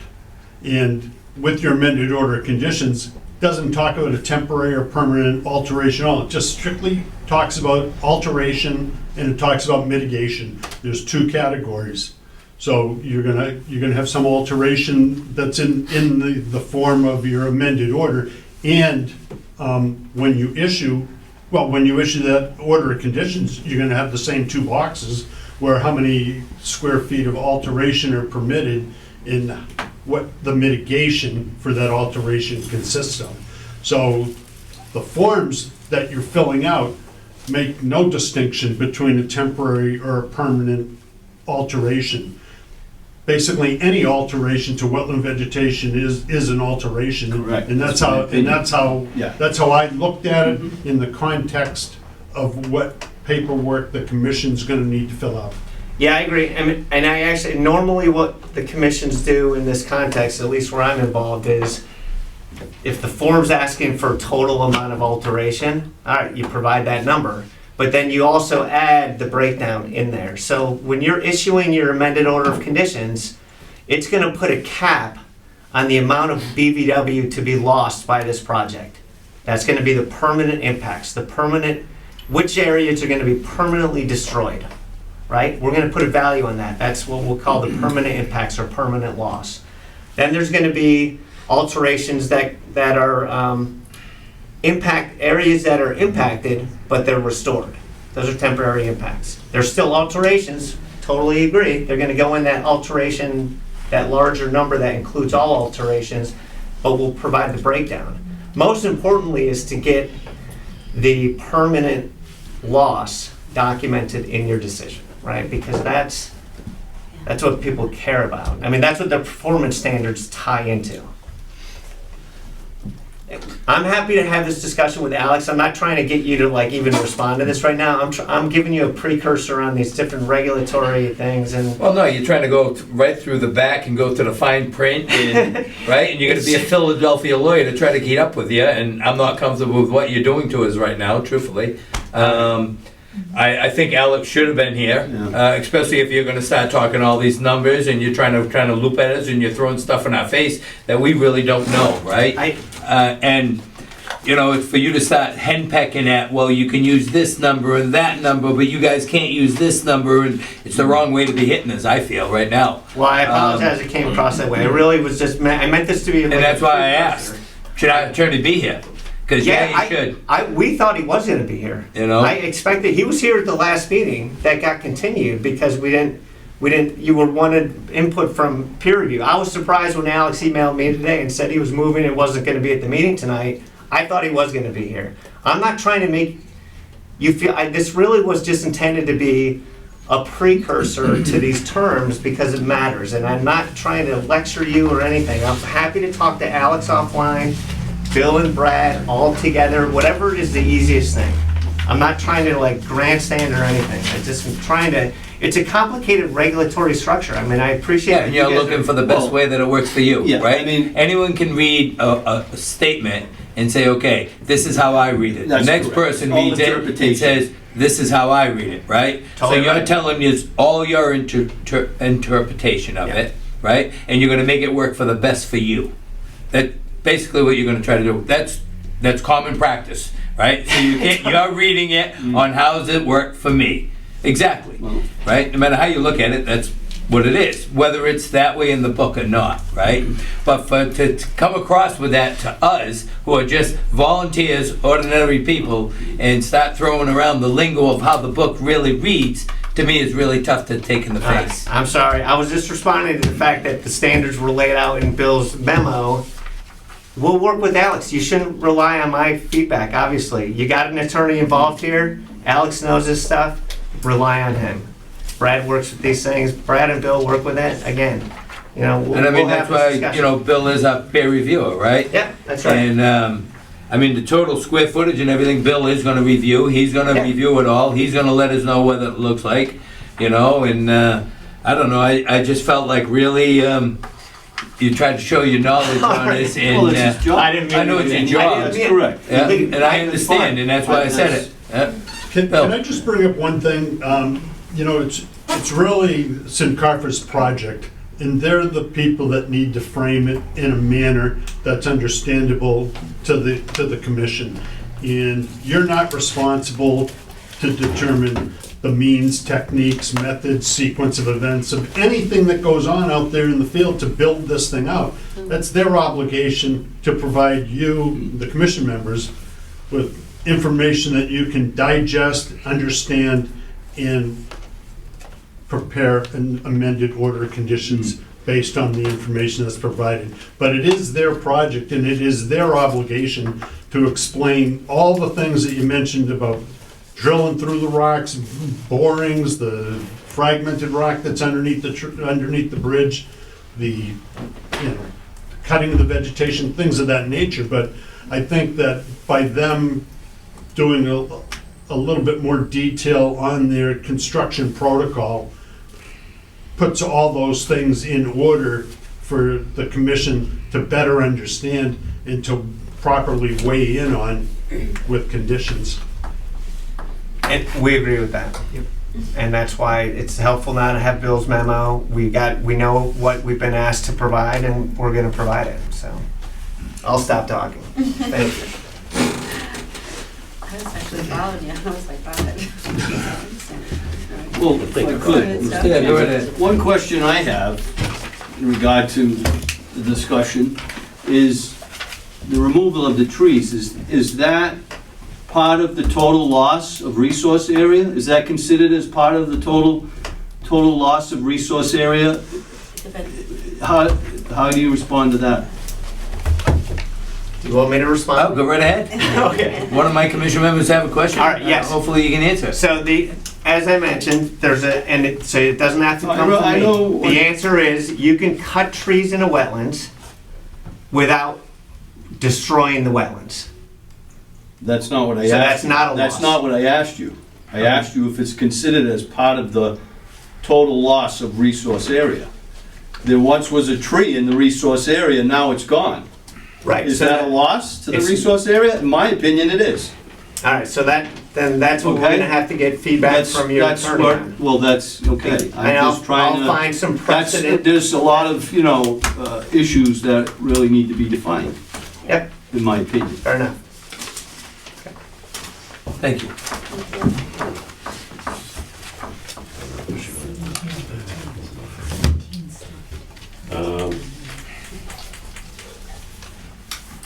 Okay. Item 4. Number 4. Although the issue is the bridge, the other thing to consider is access needed to deliver materials to the work area and the staging areas needed for material and equipment storage and equipment fueling areas.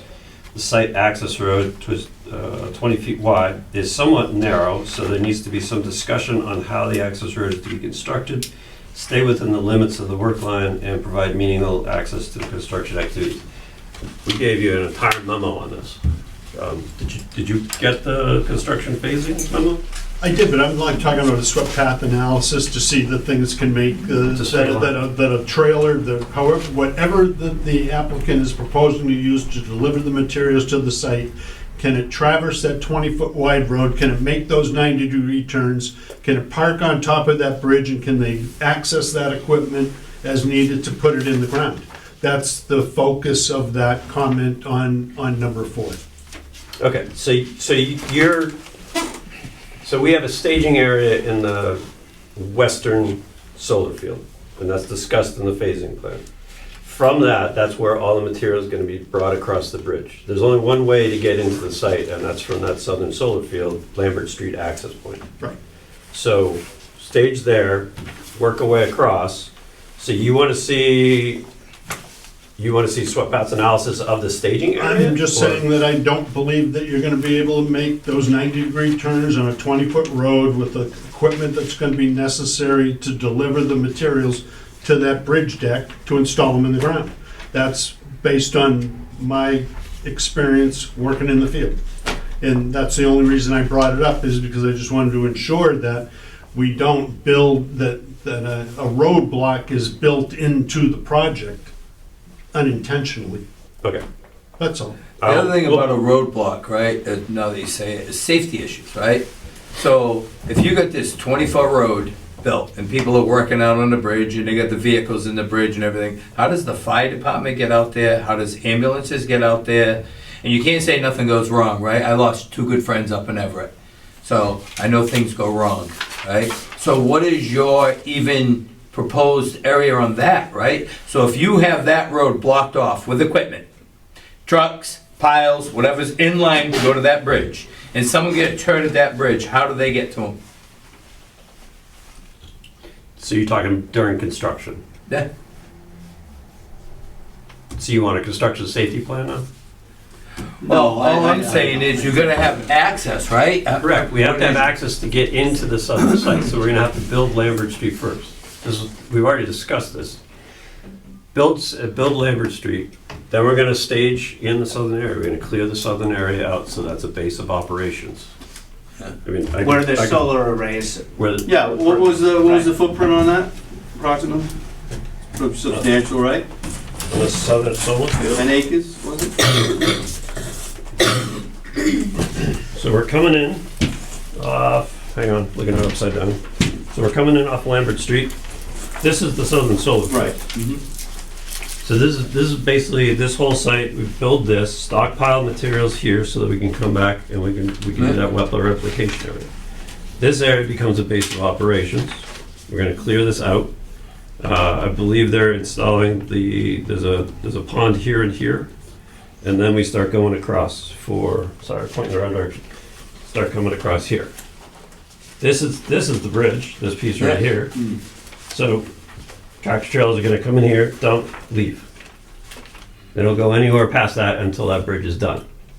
The bridge size was selected based upon what your fire department wanted to see. We would have gone smaller if we could. It's less impact. But they wanted a 20-foot travel path, so that's what we got. Once we get into this location, kind of come across, then we start setting up for this piece here, and then we start setting up for this piece here.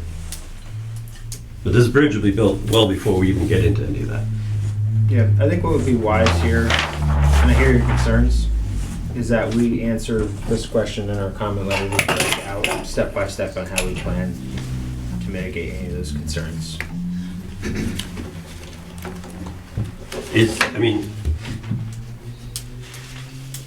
The methodology that we're using to build the site, the process, the phasing, is there any, concern about? Well, I just want to make sure everything is safe, everything is right. Right. You know, it's like, I'm going to tell you the truth, I have a big concern about you clearing that whole first solar field before even the bridge is attempted. Or now that if they're going to come walk it, that'll make me feel a lot better. Because I didn't want that first one cleared and then the bridge looks like you're going to blow up Vietnam, like I said. But they made me feel a lot more comfortable. They're willing to walk it. I think that if they walk it and we walk with them, that'll give us a little more knowledge. And especially if they look at the rocks and say, well, no, we're going to move all these. Because if they're going to move them all, then that's a whole different story. And we have to re-look at that, right? Because I know that he's got his disturbance and temporary and alter and all that. But if you grab a boulder and you pull that 3-foot boulder out of the way and you throw it up in the wetlands, you've done 2 disturbances, right? And they're not temporary, they're both permanent. So that's what we gotta figure out, right? And that's why I think meeting the bridge company there would really be a good idea. There's a couple things. We need to meet the bridge company on site Yep. to talk about what we just talked about. Yep. We also need to address these comments. Jeff can speak with Alex, and then to this point, we can also just outline line item by line item specific to that question to explain in a concise manner how we would address it. We can do that for you. It's not a problem. What's the next question? All right, number 5, site contractor is solely responsible for the means, methods, techniques, sequences, procedures required for the installation of the work. Also, the construction phasing narrative dated 10/21/25 does not reference a plan set or revision, the plan set or plan revision date which corresponds to the narrative. The narrative does not make reference to the need for suspended support or otherwise place electric conduits under the bridge or racked to the bridge. Penetrations through the abutment should be discussed in the narrative. The sizes of timbers should be to be used to construct the bridge are not specified. All right, so there's a bunch of stuff in here, and there's a bunch of easy answers. Number 1 is there is no conduit on the bridge. It's all overhead. It's shown on the plan as being overhead. I just saw the line with an E in it, whatever, that's fine if it's overhead. Yep, it's overhead. Yep. But I mean, there's gonna be poles then installed There are someplace. poles are placed in the uplands, so that was the whole intent, is to try to minimize overhead. Remember this. Okay, I guess I just didn't Yeah, pick that up on the we'll speak plan. to so that. yeah, We'll that's right. speak to that for you, Bill. Okay, I can look at that. Yep. Let's see. So the first portion of it where you're just talking about means and methods and stuff, is there something you're specific you're looking for, or is it's just a statement of fact? Other than I know how detailed the construction needs to be to get done efficiently, and there's nothing in particular, but I know there's a number of steps that need to take place, and I don't know what order those steps are going to take place. Yep. So that almost ties back to the previous comment as So well. that, right, so Yep. basically you want to see the construction phasing augmented with further detail of what you're looking for. Yeah, Yeah, a question little more elaboration, I think it could four, be four and helpful. 5 are tied As together. built, as built. Well, this is for the design. Plans. As built is after it's been When built. it's all done. Or you, Well, yeah, well, you submit the plans as built, and then you go by those plans if you choose. All right, hold on a second. We just can't have common talking. If you want to talk, you gotta come to the podium. We just can't have it going rogue on us here. I think we know what we need to do there. Let's move on. all right, so number 6, total wetland disturbance between the east and west abutments contained within the limit of work should be added to sheet 104 of the plan set. So basically, we went through some of this in the memo, but you add that to the plan, provide more detailed breakdown of the plan. All I'm saying is that C104 has a table on it that talks about the wetland alteration at Lambert Street. Correct, And yeah. I'm suggesting that we do the same thing at the bridge crossing. No problem. Perfect. Okay, you had a concern about the timber abutment on the north side of the west end. Looks to be very close to the limit of work line. It depends on the construction methodology. So I believe you're talking about the wing wall. Yeah, the wing wall was Yeah. right up against the line. That Yeah, was it's like it comes just through off. So that. I'll pull that wing wall in so we get a bit more buffer between the two. Okay. It's number 7. And I know I'm talking to Bill, but feel free to. No, we're paying attention, we don't mind this, right? And I think even I said at the last meeting, I really want Bill and everyone communicating with each other, right? Because, yeah, That's the point of this. you know, the more we can talk to each other and learn from each other and figure out what's going on here, the better I think everyone's gonna be, period. I just didn't want you guys to think. No, I know what's going on. Yeah, let's go on to number 7. Number 7, the tree removal noted on September 16th, 2025 memorandum proposes large wheeled forest skidders to reduce the surface impacts. The far less intrusive means, okay, so this kind of goes back to our area disturbance in the beginning of this and what we were looking at. So there are a couple of ways we could do it. Again, I put the forest skidders in as a Band-Aid. What we're intending to do is do as much as possible from the deck. Granted, we're gonna have people walk down there and cut the trees out. I think this is gonna be an item of discussion that we can review when we do the site walk, when the guys come up, so we can get a better understanding of what that footprint's gonna look like. Yep. Number 8. The issue of temporary impact requires that the activity is temporary in nature, have negligible impacts, and are necessary for planning design purposes, such as the installation of monitoring wells. We kind of touched on this. Let me see if there's... the applicant should provide a statement confirming that the cutting of mature trees within a resource area is proposed as truly a temporary activity. A complete and comprehensive reading of CMR 1002 outlines the limits of temporary exempt activities. So goes back to what Jeff was mentioning. right. So we're not saying we're exempt. It's the definition of temporary versus permanent. So we'll coordinate with Alex and Bill on that. It's not a problem. And then number 9 was a swept path analysis. So initially when I read this, I was thinking you want a swept path analysis of going across the bridge, which is a truck driving in a straight line. Yeah, right. And I was like, I don't understand. So, but I will get you a swept path analysis for the staging area, and then the turn at the end. So, easy enough. Okay, good, very good. And it was actually submitted into the planning board in like 2020, so it's A while ago. refreshing. Yeah, we'll take it out. That concludes the comments, That's, right? that's basically the comments. Is there anything that has come up as we've gone through this that you have concerns about, questions about, anything you want to touch on? Any other final input, questions, comments?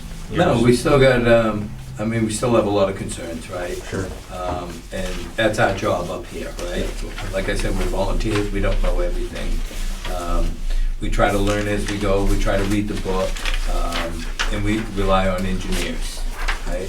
So we rely on you guys to put proper numbers together, we rely on engineers that we have for peer review, to double check you. It just, I have so we have a new agent, it's Julia, by the way. Hi, Julia. So I wanted her to kind of come up to speed a little bit on this. So I sat down in the office with her, I said, Julia, let me pull out the plans, let's start going over this, right? So now I get the plans out and I'm showing her, oh yeah, look at all the trees, these are getting left, these are getting pulled. So then I said, but there's a lot of boulders there, right? We found 4 boulders in the whole length of the bridge on the plan. You go out there, there's like 500. So I'm just wondering why if we can put every tree on there, we can put 4 boulders, how come everything wasn't put on the plan? Right? And I'm being serious, not even the huge one that's right in the beginning that is 2 foot thick that's out of the ground and it's probably 10 by 15 or 12 by 15, not on the plan. So as a chairman and showing our new agent, I said, look at that, they're trying to hide stuff. Right? And that's, you gotta admit, that's kind of what it looks like, right? So why ain't it there? No, I take hear offense at that. What? I take offense at that. Matt, Well, I'm not saying take offense, but you look at it and you say, why? Why is there only 4 boulders drawn on those plans? I will speak to that, Matt. The reason is because Graham, who's our VP of construction, has worked extensively with Brian on just everything related to this in the York Bridge conceptual plan that we talked about. In the process of explaining about the rock and the refusals, it was how it was relayed to us that this is not really going to be a problem. I'm not dismissing any concerns you raise. I hear everything you're saying, and that's why I wanted these guys here and I want to coordinate. How we understood it at that time was more of a concern of the tree cutting, like what's going to be potentially removed, is it temporary, right? All those things. So I think it's at that point it wasn't captured in the sense that we didn't see it as an issue given the installation of the piles of the bridge and how that was explained to us. But you drew 4. That's what really threw me off. You drew 4 rocks, right? And not even the big huge boulder right after the abutment. Yeah. No, I hear you. And so it was really, and what does it make it do, right? You're not showing everything. I'm not saying you're not, Matt, and I don't want you to take offense to it, but as perspective of reading the print, and I'm trying to show Julia and update her, and I'm saying, well, they didn't even show this, and that's kind of like the first time I noticed that there's only 4 boulders drawn on it. But you guys went out there, you marked every single tree, you know which ones has to be pulled, you know which ones that you're leaving the stumps, you know which ones you're not, right? So you did all that, but you didn't show anything to do with rocks, or you have all your pile beds perfect, right? Missed every single rock of your 4 boulders, right? But they're not gonna miss them out there, Yep. No, I hear you loud and clear. right? So it really was, I don't know, it really doesn't show good faith. Yep. No, don't take this offensively, but it really doesn't, right? And I it- understand, yeah. based on what you're saying, why. I'm not dismissing Yeah. it. I hear you. I really You know, do. and no matter what you say, it really don't come up with a good answer, right? Yep. And I think when I was out there, I even said, why don't we have pile locations, right? You guys, someone could go with a little can of paint and just next bend, right? And believe it or not, it's gonna let you guys know, hey, maybe we should shift all these bends 4 feet, and maybe we'll miss more, right? I mean, to go out there and say, well, we don't know where the bends are, yeah, there's a lot of boulders, the pictures weren't taken from here, and, I mean, that was another thing that was said to us on Saturday, right? I said, this looks nothing like the pictures. Oh, we don't know where they took the pictures. Well, how about taking them where they belong? Sure. Right? And then I came back to the office, when I got back to the office, and I looked at the pictures and I'm saying, oh my God, the big boulder right there, the other big rocks, it shows like 3 big rocks out of all the pictures. And then when, I think it was you, Sarah, who said it, we don't know where the pictures were taken, right? So what is that showing us as a commission? Right? It's really not good faith. Sure. No, I hear you. You know, and it's like, I don't know, maybe I'm just beating a dead rock here, but... Mr. Chairman, if I Go ahead. could, I think ultimately, all we've tried to get to from the beginning is a more detailed plan. Sure. Of what's, we owe that to the people of this town. That's, as commission members, that's our main purpose, so.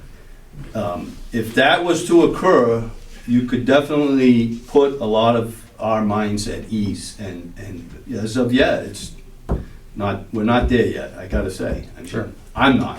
And neither am I. Neither am I. I mean, I know we're not putting it, but... I don't have a pile driving background, I have a construction background, and I can tell you, I've built many a high-rise, and every little detail, down Matters. to, you know, the nails, the screw, it's all there, and it's apparent, and you can see exactly what the finished product is gonna be.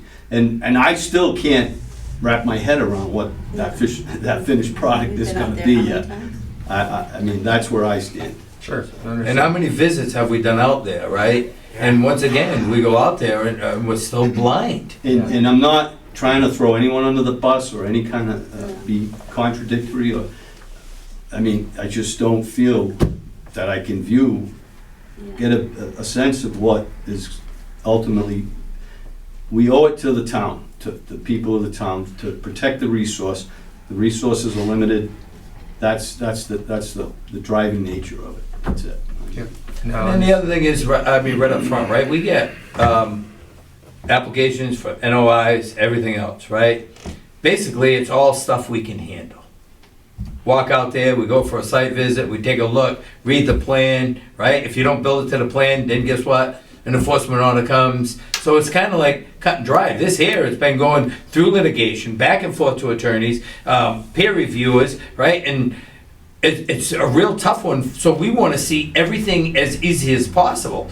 But actually, we're fighting to see everything. We're fighting to see where the piles are going. We're fighting to see where the rocks are on the That's pile. not true. Matt. No, we kind of are, Matt. We're still reading it from a napkin. You know, and I'm not saying it's a napkin, but it's still a lot left in the blind. I mean, and I'm going to tell you the truth. If I looked at that print when I was showing her and I saw that big fierce rock on that print, I would have said, look at Julia, that's the one that I saw out in the field. But instead, I had to tell her, hey, when we were out there, right away, right after the abutment, there's a big, huge one, 2 feet out of the ground, 10 by 12, easily, flat rock. I don't even know if a bent goes there. I don't know where it goes. So here I am trying to explain it to somebody off a blueprint, and I can't. Right? So how do you expect us to look at a blueprint and then go out in the field and see something totally different? Yep. No, I hear everything you're saying. Let me do this. Let me process everything. Let me talk to my team. Let me obviously coordinate with the bridge folks, and then we'll reach back shortly. We'll also work to obviously reply to these comments with Bill and Brad. Jeff can speak to Alex, and then we can circle back as well. And I think you and Alex talking and Bill involved, and I think that'll be really good, right? I mean, that's what we gotta do, and we need the language that we understand, and Alex can probably come across with that. I'm not saying you didn't, but you're saying it so fast, you expect us to follow that, and it's like, whoa, slow down, right? And I had a tough day today, so you're really making me work overtime. Feeling it. Yeah. Yeah, if I could again, and in regard to the possible upcoming site visit, it would be very helpful if we could have maybe a few more markers to indicate the exact layout of that anticipated finished product. Yep. Just to help us, Yeah. Especially with the growth visual. Really hard. It was. When you're It was standing at kinda- one, you can't see the second set. Just So now a few we're walking. additional markers to lay that out. And I hear you loud and clear. And that I don't think that's asking too much. I really don't. We're not trying to make this any harder than it has to be, but we need to simplify it. Yeah. That's what we really need to do. Yep. We need to simplify it. No. We'll work to do that for you. Very good. All right? I will just say one thing that, Sure.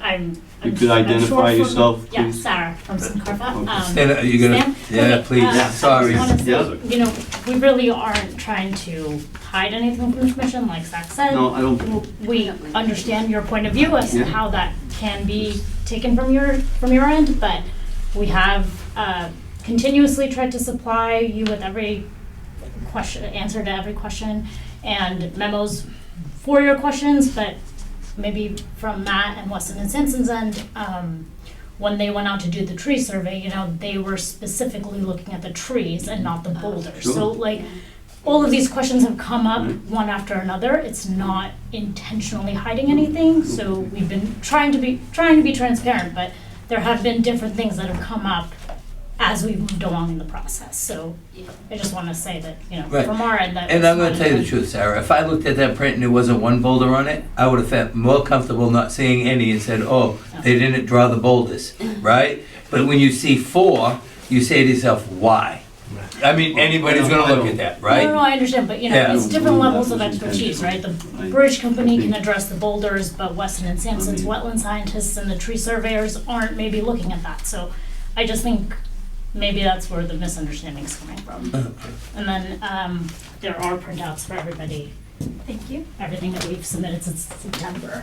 Thank Okay. you. Yep. Alrighty. Anything else?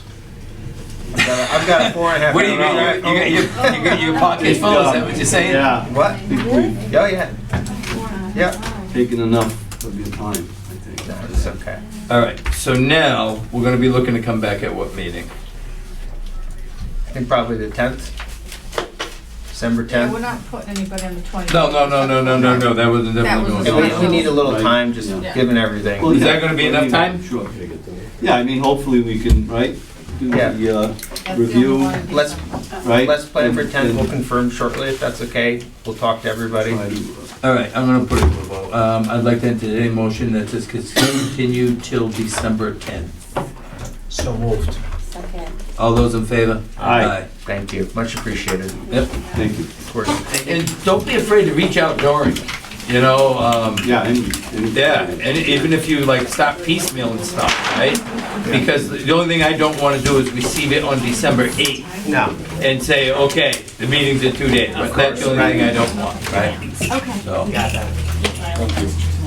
Yes, and I think we already have a plan. Yes. And then there's one other memo. You have to get Yeah, to that's the- in. I mean, a little. This is the only one.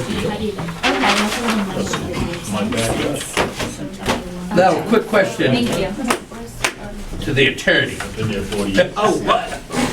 So, Yes. Thank you very can we maybe even try to set up a small meeting with maybe you, Bill, Alex, our agent, and myself even in the conference room? We can't have more than that because of a quorum, Yes, right? please. I would love that. I think more conversation. If we can have some discussion, that's always helpful. Right, right. Yes, I'm with you. Nice to meet you. Okay, So so, maybe after that site walk, so you see it, you guys feel after the site walk, it's a feasible time, that you guys have gathered the information to be able to sit down and maybe hash some things out. Right, and then if you got things you can say, and Alex can back it up, or, you know what I mean, just so we're all right there. Did you hear that, Julia?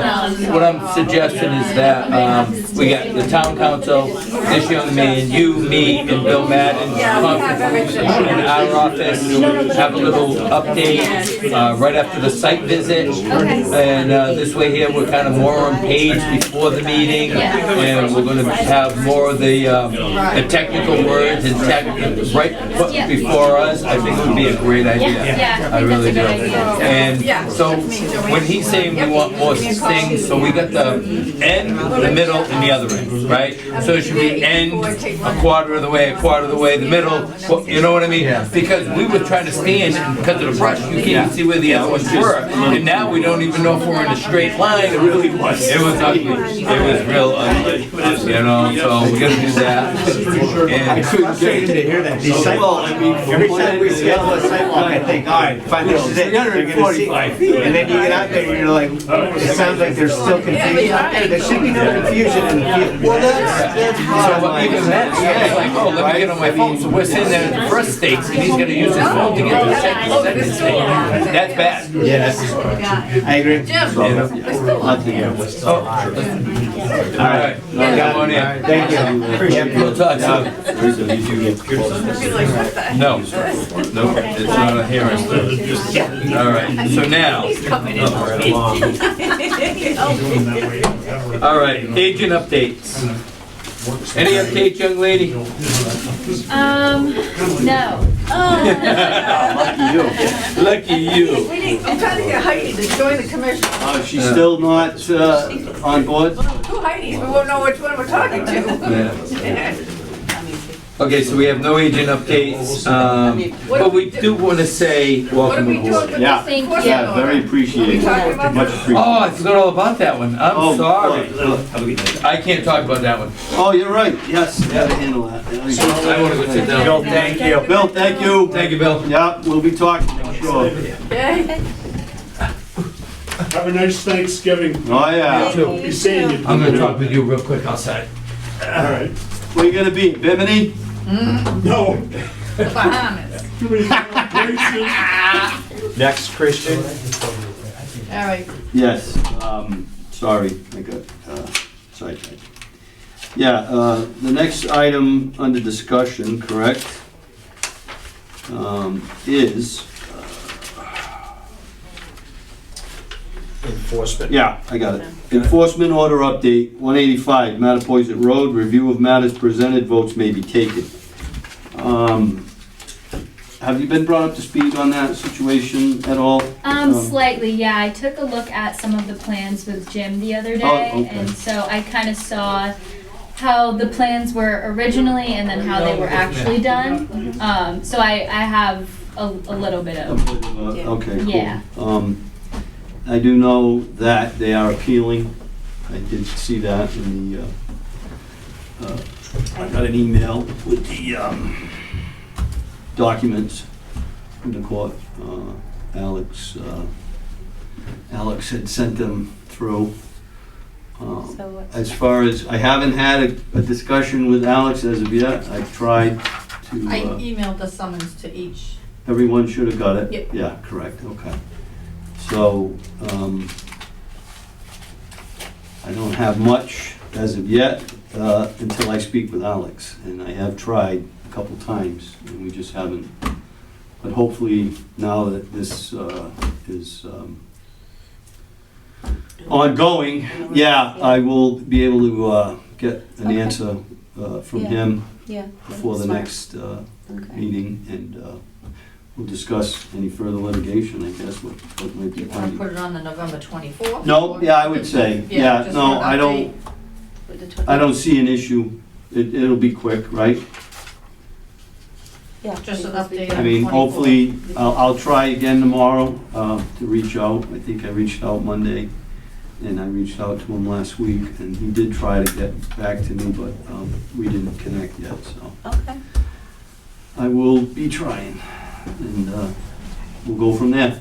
Okay. So we'll we'll just continue that till the 24th. Want to make a motion to continue that? Yeah, I'll entertain a motion.